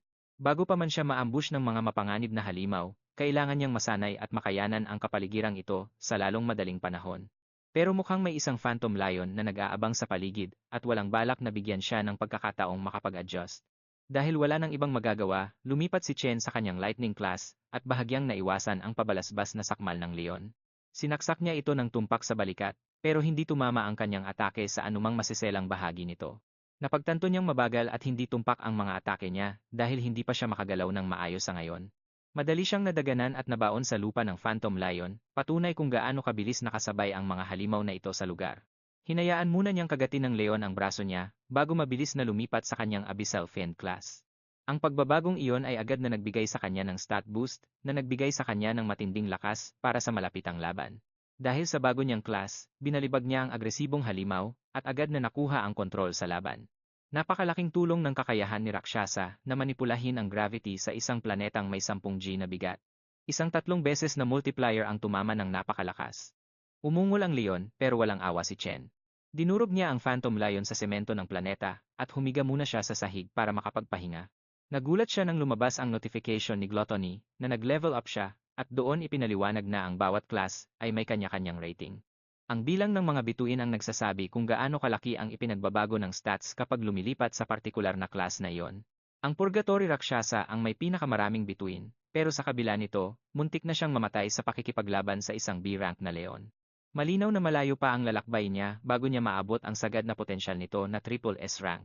Sunod nito, nainis siya nang makitang wala man lang opsyon si Gluttony na lamunin ang napatay niyang nilalang. Hindi pa ang halimaw na ito ang boss ng floor, dahil dapat ay may lalabas na labasan kapag natalo na niya ang totoong boss. Maya-maya lang, may isang dambuhalang pinto na bumukas sa likuran niya. Dose-dosenang nagniningning na mga mata ang nakatitig sa kanya mula sa dilim. Dito na siya tinamaan ng realidad. Ang hirap na dinanas niya para talunin ang isang leon ay wala lang kumpara sa susunod na kakaharapin niya. Walang katapusang mga B-rank na halimaw ang nagsilabasan sa pinto, kinakalmot at nilalapas siya mula sa lahat ng direksyon. Ngayon lang niya lubos na naunawaan ang babala tungkol sa mga malulupit na halimaw at sa madugong landas ng pagdurusa. Inutusan din siya ng demon na tiisin ang lahat, na kailangan niyang masanay at lumakas sa gitna ng matinding paghihirap. Nagulat na nagising si Chen mula sa kanyang pagtulog, ramdam na parang nakaligtas lang siya sa pinakamasamang bangungot ng kanyang buhay. Tulog na tulog pa ang lahat sa silid, walang kaalam-alam na dumanas lang siya ng matinding pagdurusa. Naramdaman niyang nilalapan ng mga halimaw ang kanyang laman. Sa wakas, napagtanto ng ating bida na ang Purgatory Void Tower ay hindi pala isang shortcut. Hindi ito shortcut para mabilis na mag-level up. Nasa simula pa lang siya ng isang mahaba, mahirap, at masakit na paglalakbay. Lumipas ang mga linggo hanggang sa dumating na ang oras para sa graduation exam ng academy. Maraming mga VIP ang naroon para panoorin ang mga estudyante. Inanunsyo rin ang mga bagong requirements para sa pagbuo ng team, kung saan dapat may kasamang kahit isang mataas na E-rank na estudyante. Dumating na ang oras para sa pagbuo ng mga team, at idineklara na makikita na ng lahat ng estudyante ang rank ng bawat isa. Dahil dito, mabilis na makakapagdesisyon ang lahat kung sino ang kukunin nila para sa kanilang party. Nakaayos ang mga estudyante base sa pagkakasunod-sunod ng kanilang rank. Pero agad na may napansing kakaiba si Maong. Maging si Chen ay naguluhan nang makitang nasa pinakailalim ang kanyang pangalan. Nakatingin ang lahat sa kanya habang nagtataka ang iba kung paanong ang isang near-death awakener ay napunta sa pinakamababang pwesto. Agad na nagumpisang magsalita ng masama ang mga naiinggit na estudyante, kampante sila na nagkamali lang ang assessment sa mataas niyang rank noon. Pero gayunpaman, hindi nila maitatanggi na totoo ang kanyang lakas at ang pagkakaroon niya sa team ay makakapagpataas ng kanilang score. Tahimik lang si Council President Ting habang kumakalat ang mga bulong-bulungan tungkol sa hangal na siguradong nagsisisi na ngayon sa kanyang desisyon. Nagsisisi raw siya sa pagtanggi sa magandang alok ng presidente. Ang lalaking nasa likod ng pakunwari na ito ay ang sarili niyang tiyuhin, si Gong Xuan. Inakala ng tarantadong yon na wala nang mag-iimbita sa ating bida sa kanilang party kapag nakita nilang nasa pinakababa ang rank nito. Simple lang ang masama niyang plano. Kung hindi man lang makakakwalify si Chen, hindi siya magkakaroon ng pagkakataong talunin ang party ng presidente. Balikan natin ang ilang oras ang nakalipas, halos magmakaawa ang buong klase kay President Ting para lang isama sila sa kanyang team. Ginawa nila ang lahat para sumiksip sa kanya, pero binara sila ni Ting at sinabing isa na lang ang pwede nilang idagdag. Balik sa kasalukuyan, nakabuo na ang lahat ng iba pang estudyante ng kani-kanilang team, at tanging ang pinakamahina na dorm na lang ang naiwan. Sinabi ni Long na sinubukan nilang magtanong sa lahat, pero wala talagang gustong sumama sa kanila. Dahil 4 na tao lang sila ngayon, hindi sila pwedeng sumali sa graduation test. Nagrereklamo siya na kahina-hinala ang paglipat sa score ni Chen sa pinakamababang rank para lang hindi siya makasali. Dahil kailangan sa criteria na may kahit isang mataas na i-rank, parang sinadya talagang puntiryahin ang grupo nila. Ang graduation test lang ang tanging paraan para maipakita ng mga estudyante ang kanilang talento at makuha ng mga high-level guild. Sa huling test, ang bilang ng mga kalahok ang magtatakda kung gaano karaming halimaw ang kailangang harapin ng grupo. Walang bentahe sa dami ng tao, kaya naman walang gustong makisama sa mga mahihina. Ang masama pa rito, ang 3 estudyanteng may pinakamababang rank ay galing sa iisang dorm, kaya lalo silang napag-iwanan. Maya-maya pa, isang estudyante ang tumawag kay Zuo, at sinabing isang tao na lang ang kulang sa kanila. Sinubukan siyang i-gaslight ng lalaki, sinabing siguradong wala siyang balak na bumagsak sa pakikipag-team sa mga mahihina niyang dormmate. Napagtanto ni Chen na kung magpapatuloy ito, malaki ang tsansa na maiiwan silang lahat at hindi makakalaban. Gayunpaman, tinanggihan ng dorm king ang kanilang alok at sinabing hinding-hindi niya iiwan ang kanyang mga roommates. Dahil doon, galit na umalis ang kabilang grupo, pero pinagsabihan pa rin niya silang huwag maliitin ang iba. Habang tinitingnan ang listahan ng mga estudyante, inanunsyo ni Long na halos lahat ay nakabuo na ng kani-kanilang team. Isang tao na lang ang kailangan nila, pero wala talagang gustong sumali. Samantala, nakatitig ang ating bida sa direktor. Napansin niya na kapareho ng lalaki ang apelido ng Student Council President. Sa pagkakita ng ganitong maruming laro, nagtataka si Chen kung tingin ba talaga ni Gong Xuan ay ganoon siya kalaking banta. Hindi nawawalan ng pag-asa, idineklara niyang siguradong sasali siya at inactivate ang kanyang lightning ability. Dahil harap-harapan naman ang pagpapakita ng galit ng iba, sinabi niya sa sarili na hindi na niya kailangang magpigil pa. Nag-power up na parang isang pro, humakbang siya pasulong habang nagulat ang mga opisyal na namamahala sa biglaang pagpapakitang gilas na ito. Maging ang mga dormmate niya ay nagsimula na ring magtaka sa nangyayari. May naalalang isang espesyal na tradisyon ang ating bida. Para magkaroon ng kompetisyon, pwedeng hamunin ng mga estudyante ang kahit sino, kahit kailan. Kahit mukhang nagpapasikat lang ito, isa itong paraan para maipakita ang lakas at makilala ng lahat. Marami ang tatangging lumaban, pero alam niyang hindi aatras ang Student Council President. Kaya naman, hanggat matatalo niya ang blonding yon, gugustuhin na ng lahat na makipag-team sa kanya. Maya-maya pa, isang babae ang lumitaw sa pinto at tinawag ang ating bida, tinatanong kung kailangan pa ba nila ng kasama sa team. Nagpatuloy siya at sinabing gusto rin niyang sumali sa graduation test ngayong taon. Dagdag pa ng Vice President, mataas na ang rank niya simula nung middle school pa lang, kaya sigurado siyang hindi niya ito bibiguin. Nagsimula nang magkagulo ang mga kasama niya sa dorm. Nagtataka kung paano siya nakasungkit ng ganito kagandang babae sa panig niya.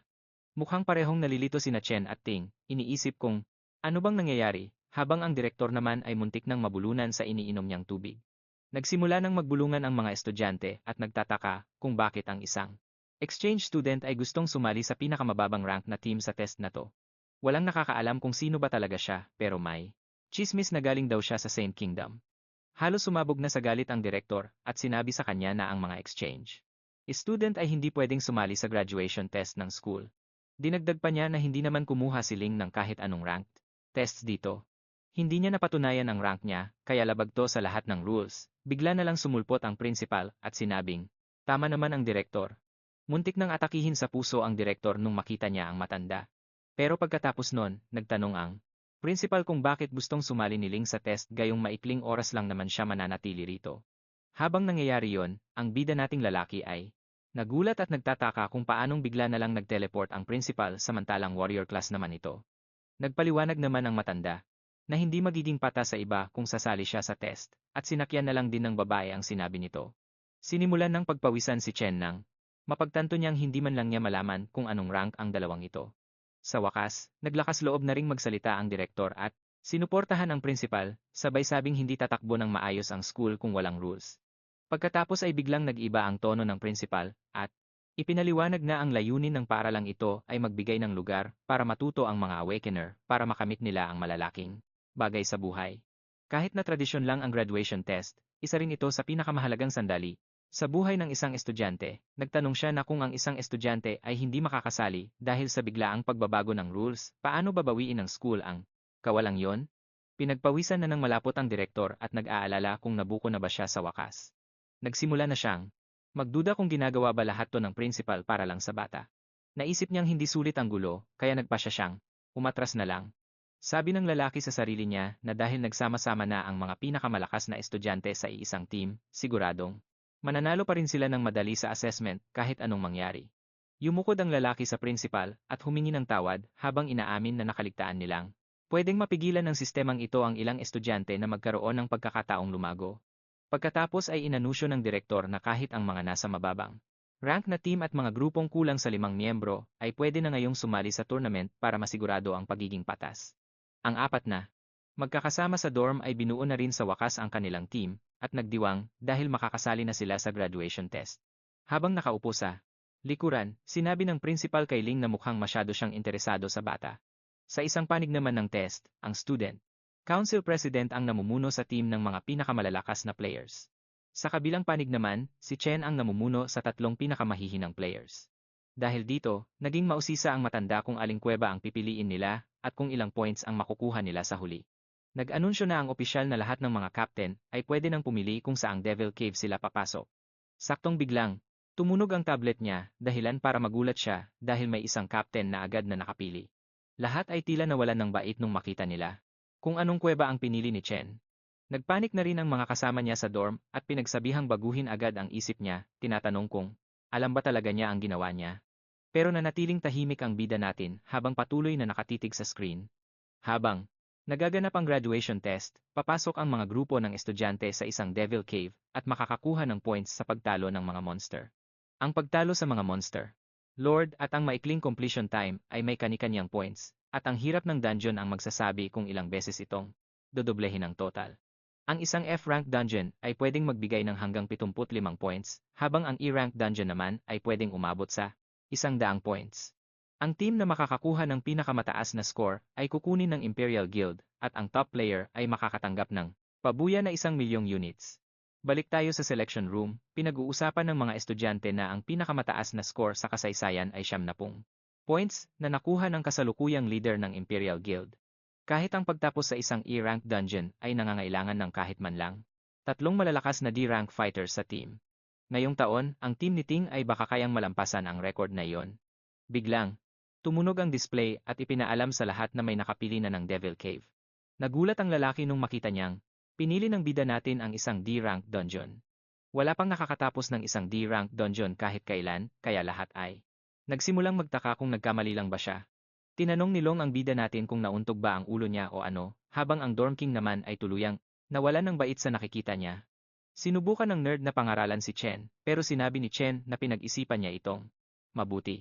Muling tumunog ang system ng piliin din ng Student Council President ang D-Rank Cave. Agad na tinanggap ng mga kakampi ni Ting ang pinili ng leader nila, kaya naging kwalipikado na sila para sa test. Nagwala ang buong classroom sa anunsyo habang ang grupo naman ay nagpapanggap na walang paki. Inokray naman ng blonde na goth girl ang bida natin sa pagpapanggap na matapang at inisip na papansin lang siya. Dinagdag pa ng kalbong lalaki na ang mga mahihina niyang kakampi ay hinding-hindi papayag sa ganito. Pinagmamasdan ni Long ang mukha ni Chen at napagtanto niyang hindi ito nagbibiro sa sinasabi niya.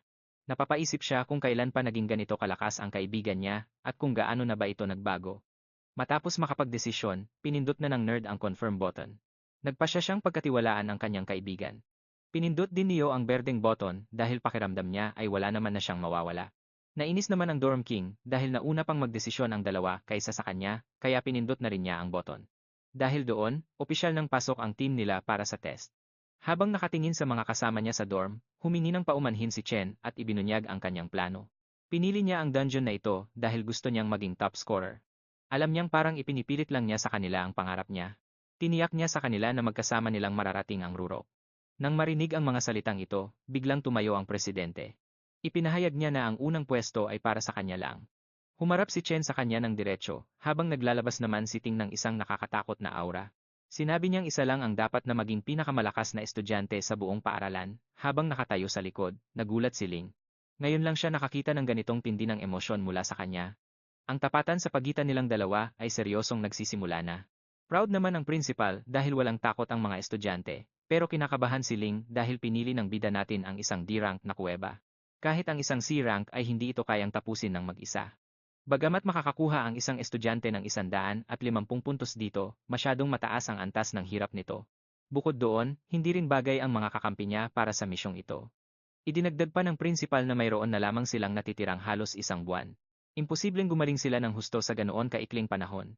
Gayunpaman, umaasa pa rin siya sa ikabubuti ng lahat. Lumipas ang 2 linggo at makikita ang lahat sa training grounds na nakahandusay na sa pagod. Nagtanong si Long kung bakit sila nagpapakapagod sa physical training, habang ang iba naman ay gumagamit lang ng simulation training. Pinagawa sila ni Chen ng kung ano-anong ehersisyo na nagdulot sa kanila ng labis na pagkadismaya.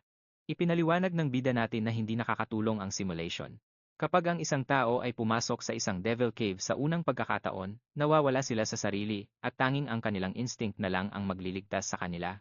Ang lahat ng pagsasanay na ito ay para palakasin ang kanilang katawan para mas mabilis silang makakilos at mas maganda ang kanilang reaksyon. Ang pinakamagandang training sana ay ang pumasok sa isang totoong dungeon para makakuha ng karanasan, pero para sa mga ordinaryong tao na tulad nila, pangarap lang yon. Ang mga elite lang ang may ganoong pagkakataon, at sa simula pa lang ay hindi na sila ordinaryong tao.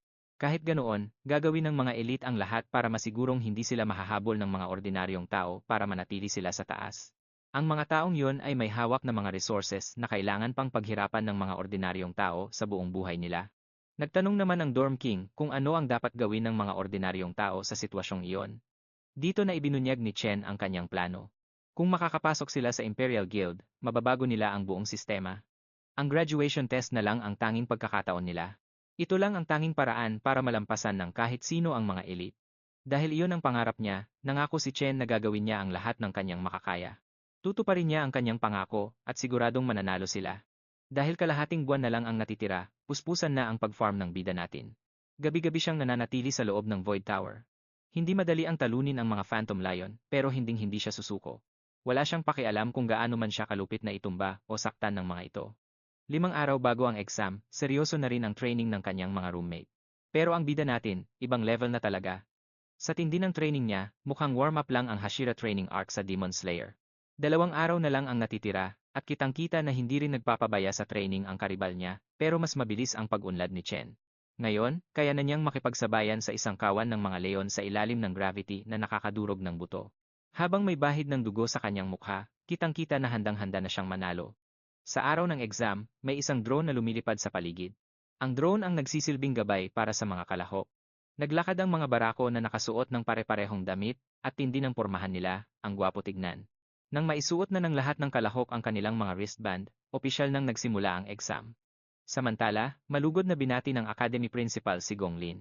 Ang matikas na lalaking iyon ay ang tatay ni President Ting, na isa sa mga nagtatag ng Imperial Guild. Hindi maalis ng mga estudyante ang kanilang tingin sa kanya. Nakita nila ang co-leader ng Imperial Guild, at tinitigan siya na parang isang bihirang hayop sa zoo dahil sa pagkamangha. Lalong naging kuryoso ang lahat nang makita nilang sinalubong ng Guild co-founder at principal ang isang magarang puting limo. Isang lalaking may pulang buhok, si Carl Cavendish, ang mahinahong bumaba sa sasakyan, nabaliw sa tuwa at gulat ang mga estudyante. Kahit sino ay makikilala ang Vice Chairman ng World Guild Alliance, ang isang taong may mataas na katayuan na tulad niya ay hindi basta-basta pupunta sa lugar na ito. Sa loob ng isang VIP room, ibinalita ng direktor sa mga panauhin na may kabuoang 23 team ang sasabak sa mga F-rank na Demon Layer. May ilang grupo na pumili ng Grade E layers, habang 2 team lang ang matapang na pumili ng D-rank layers. Ang Alliance Secretary na si Creed ay talagang nagulat na may mga estudyanteng gagawa ng ganoon kapangahas at delikadong desisyon.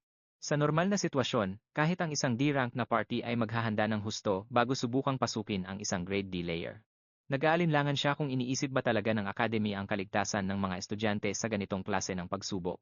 Nang marinig ang pag-aalalang iyon, kalmadong ipinaliwanag ng direktor na alam ng mga estudyante ang pinasok nila. Malinaw niyang sinabi na ang mga Awakener na walang kahit anong karanasan sa totoong laban ay karaniwang nahihirapan, kahit sa mga monster na mababa ang rank. Pero ang totoong panganib ay nasa boss ng layer, na hamak na mas malakas kaysa sa mga mahihinang kalaban ng ilang level. Maraming team ang nabibigo sa huli dahil hindi nila kaya ang boss monster. Pero sa pagkakataong ito, ibang-iba na ang usapan. Sa loob ng mga E-rank layer, kahit ang pinaka-basic na monster doon ay may lakas na katumbas ng isang F-rank boss. Ang malupit na katotohanan iyan ang kadalasang natututunan ng mga estudyante sa mahirap na paraan.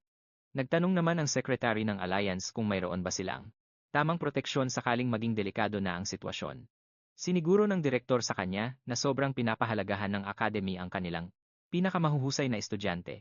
Para sa kaligtasan nila, may isang warrior mula sa Imperial Guild na nakabantay sa labas ng bawat layer. Nakahanda silang sumaklolo kung may mangyaring masama. Bukod pa roon, ang mga wristband na suot ng bawat estudyante ay kayang i-teleport sila agad palabas kung magpapasya silang sumuko o kung nasa panganib na talaga ang buhay nila. Nang marinig ito, nag-aalinlangan pa rin ang babae kung may mga estudyante ba ang academy na sapat ang galing para lumaban sa isang D-rank layer. Napapaisip siya kung gaano kaya katagal-tatagal ang mga team na yon, pero kumpiyansa ang direktor na ang mga pasaway na E-rank ay malamang natatakbong palabas habang umiiyak. Samantala, sa D-rank dungeon naman na puno ng napakalalaking puno na balot ng makapal na yelo, kitang-kita ang takot sa mga roommate ni Chen. Kahit sino naman ay matatakot kapag nakita ang mga nakapangingilabot na nilalang na mukhang pinagsamang paniki at unggoy. Agad niyang binalaan ang grupo niya na mabilis sumugod ang mga monster na iyon sa isang kurap lang. Kaya naman, kailangan nilang maging alerto at huwag kukurap.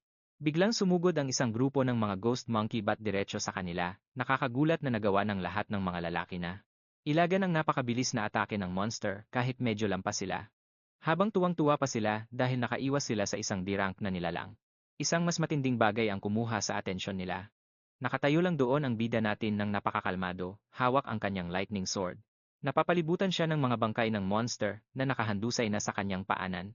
Inutusan niya ang kanyang team na mag-focus muna sa pagliligtas sa sarili nila dahil hindi pa sila ganoon kalakas, at ipaubaya na sa kanya ang lahat ng matitira. Sakto namang may isa pang ghost monkey bat ang sumugod sa kanila ng napakabilis, pero bahagya lang silang nakailag. Biglang napagtanto ni Xiang Zhu na sinasadya pala silang pilitin ng bida natin para mahasa ang kanilang reflexes at bilis sa paggalaw. Nagnitngit ang mga ngipin ni Zuo dahil alam niyang matagal na niyang ipinagyayabang ang sarili bilang Dorm King, pero ngayon, wala nang magagawa ang mahal na hari kundi umasa sa kanyang roommate. Samantala, tuluyan nang inubos ni Chen ang mga natitirang ghost monkey. Sunod-sunod silang sumugod sa kanya, pero parang wala lang silang tinataga ng ating bida.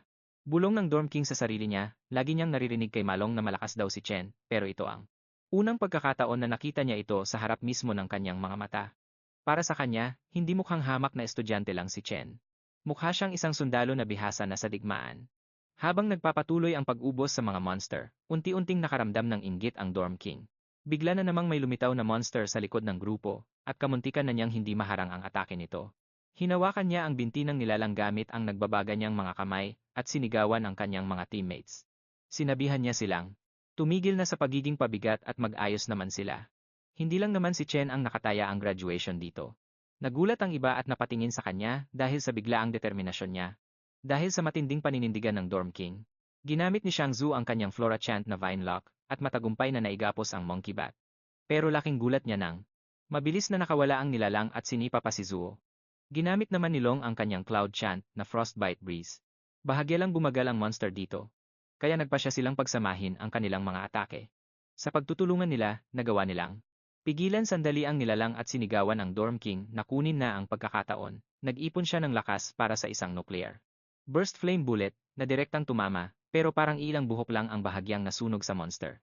Paulit-ulit pa siyang nagpakawala ng mga flame bullet sa demonyo, pero tila walang talab ang mga ito. Sagad na rin ang lakas ni na Shanzo at Long. Nagdesisyon ang Dorm King na hindi na siya pwedeng magpigil pa. Inipon niya ang lahat ng kanyang lakas at nagpakawala ng isang converged burst flame bullet diretso sa monster na nagdulot ng isang malakas na pagsabog. Nang mawala ang usok, kalansay na lang nasunog ang natira. Nag-anunsyo ang drone na matagumpay nilang napatay ang isang D-class Ghost Monkey Bat. Tuluyang napaupo ang tatlo sa lupa dahil sa sobrang kapaguran. Sobrang saya nila dahil napatumba nila ang isang D-class monster ng silsila lang. Lumapit ang bida natin, na medyo nagulat at agad silang nagtanong kung nakita ba niya ang ginawa nila. May naiwang buto ang monster. Si Chen. Binati pa rin sila ng drone at maya-maya'y inanunsyo nito na ubos na ang lahat ng mga halimaw sa loob ng kuweba ng demonyo. Habang nanonood sa feed, muntik nang mawala sa sarili si Director Gong nang makita niya ang mga basurang estudyanteng iyon na wala man lang karanasan sa totoong bakbakan. Natalo nila ang isang D-level threat na sobrang layo sa hamak nilang kakayahan, na natili namang tahimik ang ibang staff. Samantala, kalmado namang pinuri ng assistant ni Vice Chairman Cavendish si Chen dahil sa kanyang napakahusay na performance. Naisip niya sa sarili na ang aura ni Chen ay sobrang nakakaalala sa isang dati niyang kaibigan. Binanggit ng Vice Chairman ang pangalan ni Chen at sinabing tatandaan niya ito, kaya naman agad na kinabahan ang tatay ni President Ting at ang direktor. Mabilis na inilihis ng direktor ang atensyon nila sa Student Council team sa kabilang derangk na kuweba para hindi na mapag-usapan pa si Chen. Sinabi niyang narating na ng team ang gitnang bahagi at pinuri naman ng aide ng chairman ang galing ng kanilang pagtutulungan. Habang ikinukumpara ito sa bilis at husay ng isang professional guild raid team, natuwa naman si Chairman Carl sa narinig niya. At sinabi niyang mukhang napakagaling ng mga magsisipagtapos ngayong taon kumpara sa mga naunang batch. Pabulong na sinabi ni Director Gong na nagsisimula pa lang ang totoong laban at ang tunay na palabas ay hindi pa nakikita ng lahat ng naroroon. Balik sa derangk na Toxic Vine Cavern, ang grupo ng presidente ay inatake ng mga miasma poison mushroom monster na lumalabas mula sa lahat ng direksyon. Isang babae ang kinalabit ang kanyang gitara. At nagpakawala ng isang Elegy of Decay habang pinagkakabit-kabit naman ng isang Star Mage ang mga kabute gamit ang kanyang Star Attraction ability para sa isang sabayang atake. Tinawag niya ang kanilang captain at sumugod naman ang presidente gamit ang kanyang espada, handang tapusin ang laban ng may porma. Sa isang mabilis na hataw, naghiwa-hiwalay at sumabog ang mga mushroom monster nang ilabas ng presidente ang kanyang Blazing Sky Sever ng buong husay. Napansin ng mga kasamahan niya na ang mga halimaw sa school assessment na ito ay eksaktong katulad ng mga nakaharap nila noong kanilang training. Dahil sanay na sila, hindi na sila nahirapan o na-tension pa sa sitwasyong ito. Inasahan na nilang ang graduation assessment na ito ay nakaplano na ng maaga sa tulong ng pamunuan ng eskwelahan. Dahil alam nilang mas madali ang buhay kung may malakas na kapit, nagsimula na silang magdiwang ng maaga. Dahil kampanteng-kampante silang makukuha nila ang titulong champion ngayong taon ng walang kahirap-hirap. Pagbalik sa huling level ng Cloud Forest, gulat na gulat ang mga lalaki dahil nakaabot sila rito ng buhay at nakarating sa kuta ng Lair Lord. Sa gitna ng isang nagyayelong lugar, nakita nila ang isang ghost ape na kalmadong kumakain ng kanyang pagkain. Agad na pinagpawisan ng Dorm King sa isiping pa lang kung gaano katindi ang lakas ng halimaw na iyon. Isang sampal lang siguro mula sa bagay na iyon ay siguradong rekta na siya sa kabilang buhay, at tila sinadya. Dahan-dahang itinitig ng nilalang ang kanyang mga mata sa pinakamahinang target sa grupo. Nagpanik si Malong at ang isang sigaw na iyon ay sapat na para magwala ang halimaw. Tumalon ang dambuhalang unggoy papunta sa kanila ng napakabilis at nakakatakot. Kumaripas naman ng takbo ang mga lalaki na tila ba nakataya ang kanilang mga buhay. Habang si Chen naman ay sumugod ng walang pag-aalinlangan. Tumalon siya ng diretsyo sa pagmumukha nito at binigyan ito ng isang napakalakas na sipa. Pagkatapos ay pinagbabayo niya ito ng walang tigil, at nang mapabagsak, tinapos niya ang laban sa pamamagitan ng pagpira-piraso rito na parang giniling na karne ng unggoy. Dahil sa brutal na eksenang iyon, naiwang tulala sa pagkamangha ang kanyang grupo. Pero kahit ganoon, naiinis pa rin si Chen dahil kahit ang mga dirank na halimaw ay hindi nagbibigay sa kanya ng magandang experience. Nakakadismaya rin ang mga nakuha niyang gamit. Pero bigla na lang niyang narinig ang kanyang mga kasamahan na sumisigaw sa tuwa dahil nakahanap sila ng mga dambuhalang mana stone. Mukhang itinago ng dambuhalang unggoy ang mga ito sa loob ng isang hungkag na puno. Halos maglaway na ang kanyang mga kaibigan sa hindi inaasahang kayamanan at agad na kinuha ang mga kristal. Sumigaw si Chen para magbabala, pero huli na siya ng isang segundo. Sa sandaling humawak ang kanilang mga kamay sa mga mana stone, isang nakakasilaw na liwanag ang biglang sumabog. Sa loob lang ng ilang segundo, ang buong paligid ay nabalot ng yelo. Ganap na nanigas sina Shanzu, Lo, at ang mga drone dahil sa Arctic blast na iyon. Doon naman sa VIP room, biglang naputol ang live broadcast. Ngumisi ang madayang direktor na parang ba talagang hinihintay niya ang ganitong resulta. Inasahan na niyang ang mga high-rank na halimaw ay gagawa ng mga ganitong bitag, at alam niyang hindi magtatagal ay mahuhulog din si Chen at ang kanyang grupong mga amatir. Halatang hindi natuwa si Vice Chairman Cavendish dahil nag-aalala siya sa kaligtasan ng mga estudyante. Nagkunwari pang nanghihinayang ang direktor sa pagkatalo ni Chen at sinabing wala na silang choice kundi iligtas na sila agad doon. Pero hindi pumayag ang prinsipal. Ikinatwiran niyang wala pa naman sila sa matinding panganib dahil gagana naman ang mga wristband nila. Kung sakaling maging abnormal ang lagay ng mga estudyante at wala pa naman sa kanila ang gustong sumuko. Naniniwala siyang ang mga kalahok lang ang dapat may karapatang magpasya kung kailan sila hihinto. Balik sa loob ng dungeon, nanginginig si Malong sa tindi ng ginaw. Sa lahat ng kasapi ng grupo, siya lang ang hindi naging yelo. Salamat sa likas na mataas na resistance ng kanyang class sa yelo. Narinig ni Malong ang isang nakakapangilabot na tawa. At nakita niya ang isang kalansay na yelong halimaw na tila nakatitig ng diretso sa kanyang kaluluwa nang walang aw-awa. Nakilala niya ito bilang ang Lord ng Lungga na yon, at naalala niyang nabasa na niya ang tungkol dito sa Monster Compendium noon. Agad niyang naalala na isa pala itong Cloud Mage na kayang kontrolin ng madali ang parehong depensa at opensa. Habang minamanipula nito ang yelo at niebe ng walang kahirap-hirap, naalala rin niya na ang nilalang na nasa harap niya ngayon, na gustong-gustong pumapatay ng biktima sa pamamagitan ng matagal na torture, ay kilala bilang Bone King of Remains. Napagtanto niya na ang ice bomb ay wala lang, kundi isang patibong. Kaya naman, tumalikod siya at tumakbo ng walang pag-aalinlangan para iligtas ang sarili. Alam na alam ni Long na hindi niya kayang talunin ang isang si Rank Lord Monster na gaya nito ng mag-isa, kahit anong mangyari. Kumaripas siya papunta kay Chensa. Tangkang palayain ito, pero tinamaan ng isang pag-atake ng yelo ang binti niya bago pa man siya makalapit sa kanyang pakay. Tinawanan ng Bone King ang kanyang pagdurusa habang ang kanyang bracelet ay naglalabas ng babala na nagsasabing natusok ang kanyang binti. Binibigyan siya nito ng opsyong sumuko na sa exam, pero tumanggi si Long na mawalan ng pag-asa at sinusubukan pa ring tunawin ang yelo. Kay Chen bago pa mawala ang tanging alas nila. Sa sandaling yon, isa pang talim ng yelo ang tumagos sa braso niya. Dahil dito, hindi na niya nagawang palayain si Chen sa kabila ng kanyang desperadong pagsisikap. Tuwang-tuwa ang Bone King habang pinapanood si Long, na nagtitiis sa hindi kayang tiising sakit habang ang bracelet niya ay naglalabas uli ng babala tungkol sa malalang pinsala. Nakita nito na ang braso niya ay natusok din at ang tibok ng puso niya ay umabot na sa delikadong antas, tapos ay inalok uli siyang sumuko na sa exam, pero biglang nagkaroon ng flashback ang bata. Naalala niya na sa buong buhay niya, lagi siyang tumatakas sa mga problema sa walang mintis, naaalala pa rin niya kung paano siya binaliwala, inapi, at pinagtawanan ng lahat. Pero masyado nang malaki ang pinuhunan niya at ng mga kaibigan niya para lang makarating sa puntong ito. Ngayon, tingin niya ito na ang huling pagkakataon niya para baguhin ang tadhana nila. Kaya naman, inipon niya ang lahat ng natitirang lakas niya, tumayo, at sa wakas ay napakawalan din si Chen. Buong tapang siyang nanindigan habang ang Bone King ay walang tigil na nagpapaulan ng mga matutulis na yelo direkta sa kanya. At bago pa man tumama ang atake, nagpakawala siya ng isang malakas na sigaw. Sa mismong sandaling iyon, sa wakas ay idinilat na ni Chen ang kanyang mga mata. Nagkadurog-durog ang malalaking bloke ng yelo, at mabilis na sumugod si Chen habang buhat-buhat silong palayo sa panganib sa isang iglap lang. Nabigla ang Bone King sa bilis ng pagtakas nilang ito. Habang si Long naman, napagtanto agad na nagawa palang makalaya ni Chen sa kulungang yelo nang mag-isa lang sa huli. Nagpasalamat ang mandirigma kay Long dahil sa tulong nito kanina at agad na nagtanong tungkol sa lagay niya na bakas ang matinding pag-aalala. Sumagot naman si Long na tumigil na ang pagdurugo niya sa ngayon, kaya mabubuhay pa siya ng walang problema kahit pansamantala lang. Sinabihan niya si Chen na ang kalaban nila ay isang cloud type si Rank Lord na kilala bilang Bone King at nagbabala siya. Nagbabala siya na napakamapanganib nito sa labanan, at kailangan nilang iwasan na maelong muli, anuman ang mangyari. Lumingon sila at nakitang nag-iipon ang Bone King ng dambuhalang kumpol ng mga yelo, na mabilis na naging isang malaking glacier. Natigilan si Long nang mapagtantong magbabagsak ang halimaw ng isang dambuhalang ice nuke sa kanila. At sa sumunod na segundo, bumagsak na ang bomba, at nabalot ang lahat ng nakakasilaw na puting liwanag.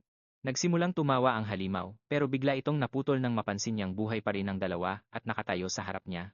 Pagkatapos ng matinding ataking yon, pinalitan ni Chen ang kanyang class sa Doomflame King at ginamit ang Cloud Warrior Frost Body, na nagbibigay sa kanya ng ganap na immunity sa mga cold damage.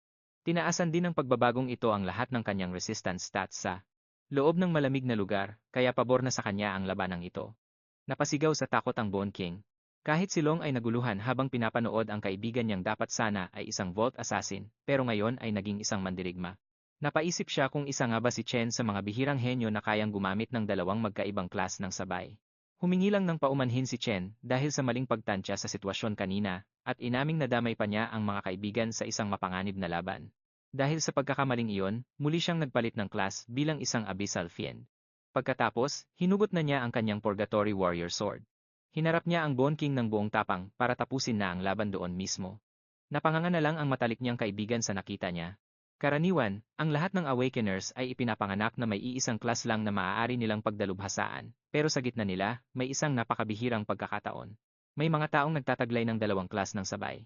Ang mga dual classer na ito ay sobrang dalang, na mabibilang mo lang sila sa iyong mga daliri. Dahil sa pagiging espesyal nila, nagiging parang kayamanan sila na gustong-gustong makuha ng bawat malalaking guild, pero hindi lang iyon ang ikinagulat niya. Pinagmasdan niya itong mabuti at doon niya nalaman na hindi lang isa, hindi lang dalawa, kundi tatlong magkakaibang class ang gamit ni Chen. At higit pa doon, ang bawat class na iyon ay nasa ibang level ang lakas. Sa anyo niyang Abyssal Fiend, biglang lumalakas ang kaniyang mga stats. Ang mga stats ni Chen ay tumataas sa bilis na nakakalula. Dahil sa kaniyang nag-uumapaw na lakas, tumalsik siya mula sa lupa na parang isang rocket. Mabilis siyang sumugod ng may matinding buwelo patungo sa boss, dala ang pambihirang bilis at lakas para pakawalan ang huling bira. Yung mayabang nangisi niya, biglang naglaho dahil sa nakamamatay na aura ng pambato natin. Sa isang malinis na galaw, hiniwa niya ang kalansay na to na parang kutsilyo. Sa mantikilya, at nag-level up siya sa 17 habang nakakuha ng rare na loot drop. Habang tinititigan ang mga durog na buto ng kalansay. Tulala pa rin ang kaibigan niya dahil na one-shot lang niya ang isang C-rank na Lair Lord.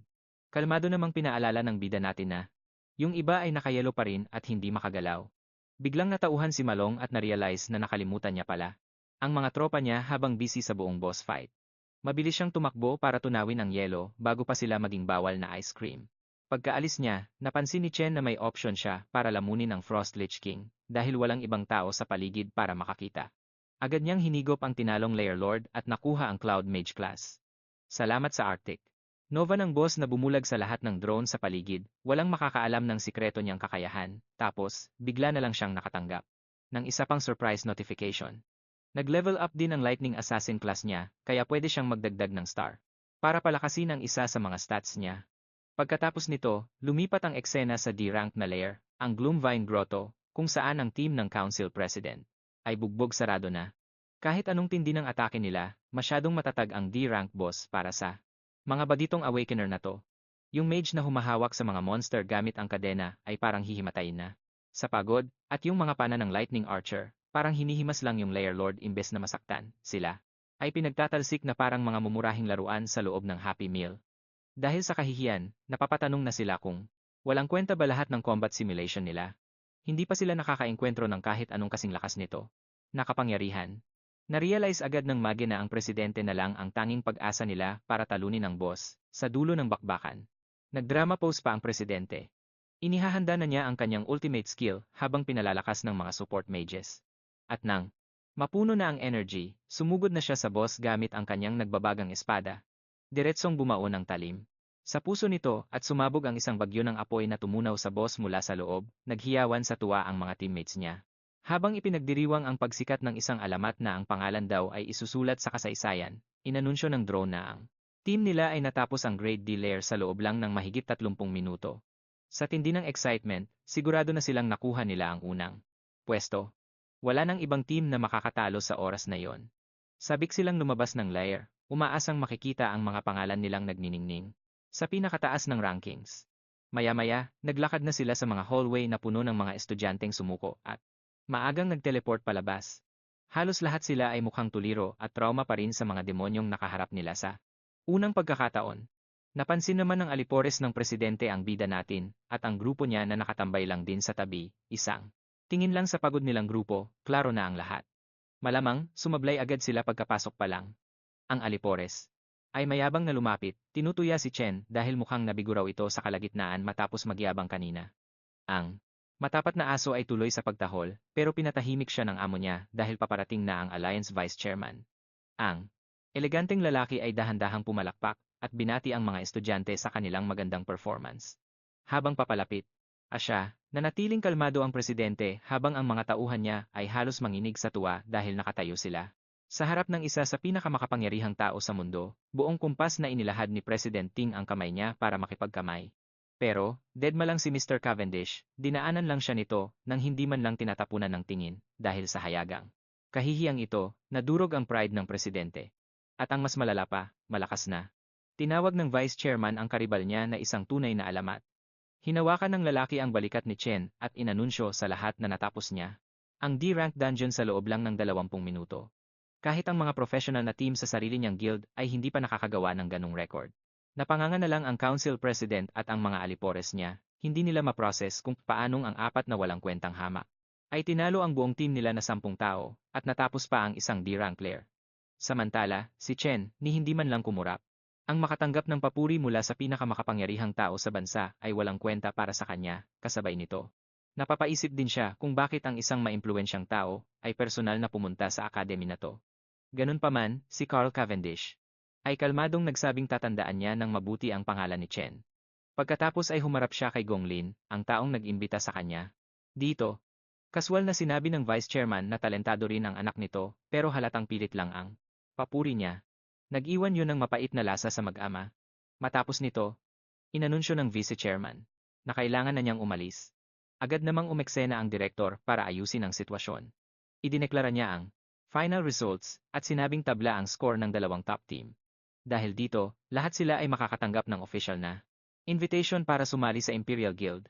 Ang balitang yun ay parang musika sa pandinig ng mga roommate ni Chen dahil sila ay kumbaga, hayahay na ang buhay niya habang buhay dahil sa matinding pagbuhat niya sa laro. Kahit ang mga alipores ni President Ting, nagdiriwang din. Pero ang mismong lolo niyo, hindi man lang natutuwa sa kinalabasan nito. Tapos, idinagdag pa ng direktor na ang mga kapitan ay bibigyan ng mga management roles sa loob ng guild dahil sa kanilang magaling na pamumuno. Ang $1 milyong na cash prize ay pantay na hahatiin sa kanilang dalawa.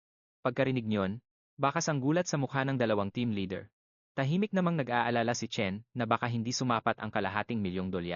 Kailangan niyang humanap ng ibang paraan para kitain ang natitirang halaga at matupad ang kanyang pangako. Kailangan niyang bayaran ang Mithril Exchange Guild pero baka wala na ring saysay ang problemang iyon dahil ayaw ni President Ting ng tabla. Buong tapang niyang idineklara na isang-isa laban sa isang duel ang magpapasya kung sino ang tunay na nanalo. Dapat iisang kampeon lang ang tatanghalin. Sobrang nakakagulat ang biglaang hamon na iyon kaya talaga namang nakuha nito ang atensyon ng lahat. Dahil sa takot sa padalos-dalos na kilos ng kanyang pamangkin, sinubukan ng direktor na kumbinsihin ito na tanggapin na lang ang naging resulta. Ipinaliwanag ng matanda na ang tabla na ang pinakamagandang kinalabasan matapos ang kahihiyang inabot niya kanina. Akala niya ay tatanggi ang bida natin sa duel, pero laking gulat niya nang pumayag ang tropa natin sa kondisyong ang mananalo ang kukuha ng buong premyo. Dahil sa matinding twist na iyon, kinansela ng vice chairman ang kanyang pag-alis. Humakbang na si Chen paharap para tapusin ang laban na ito ng minsanan.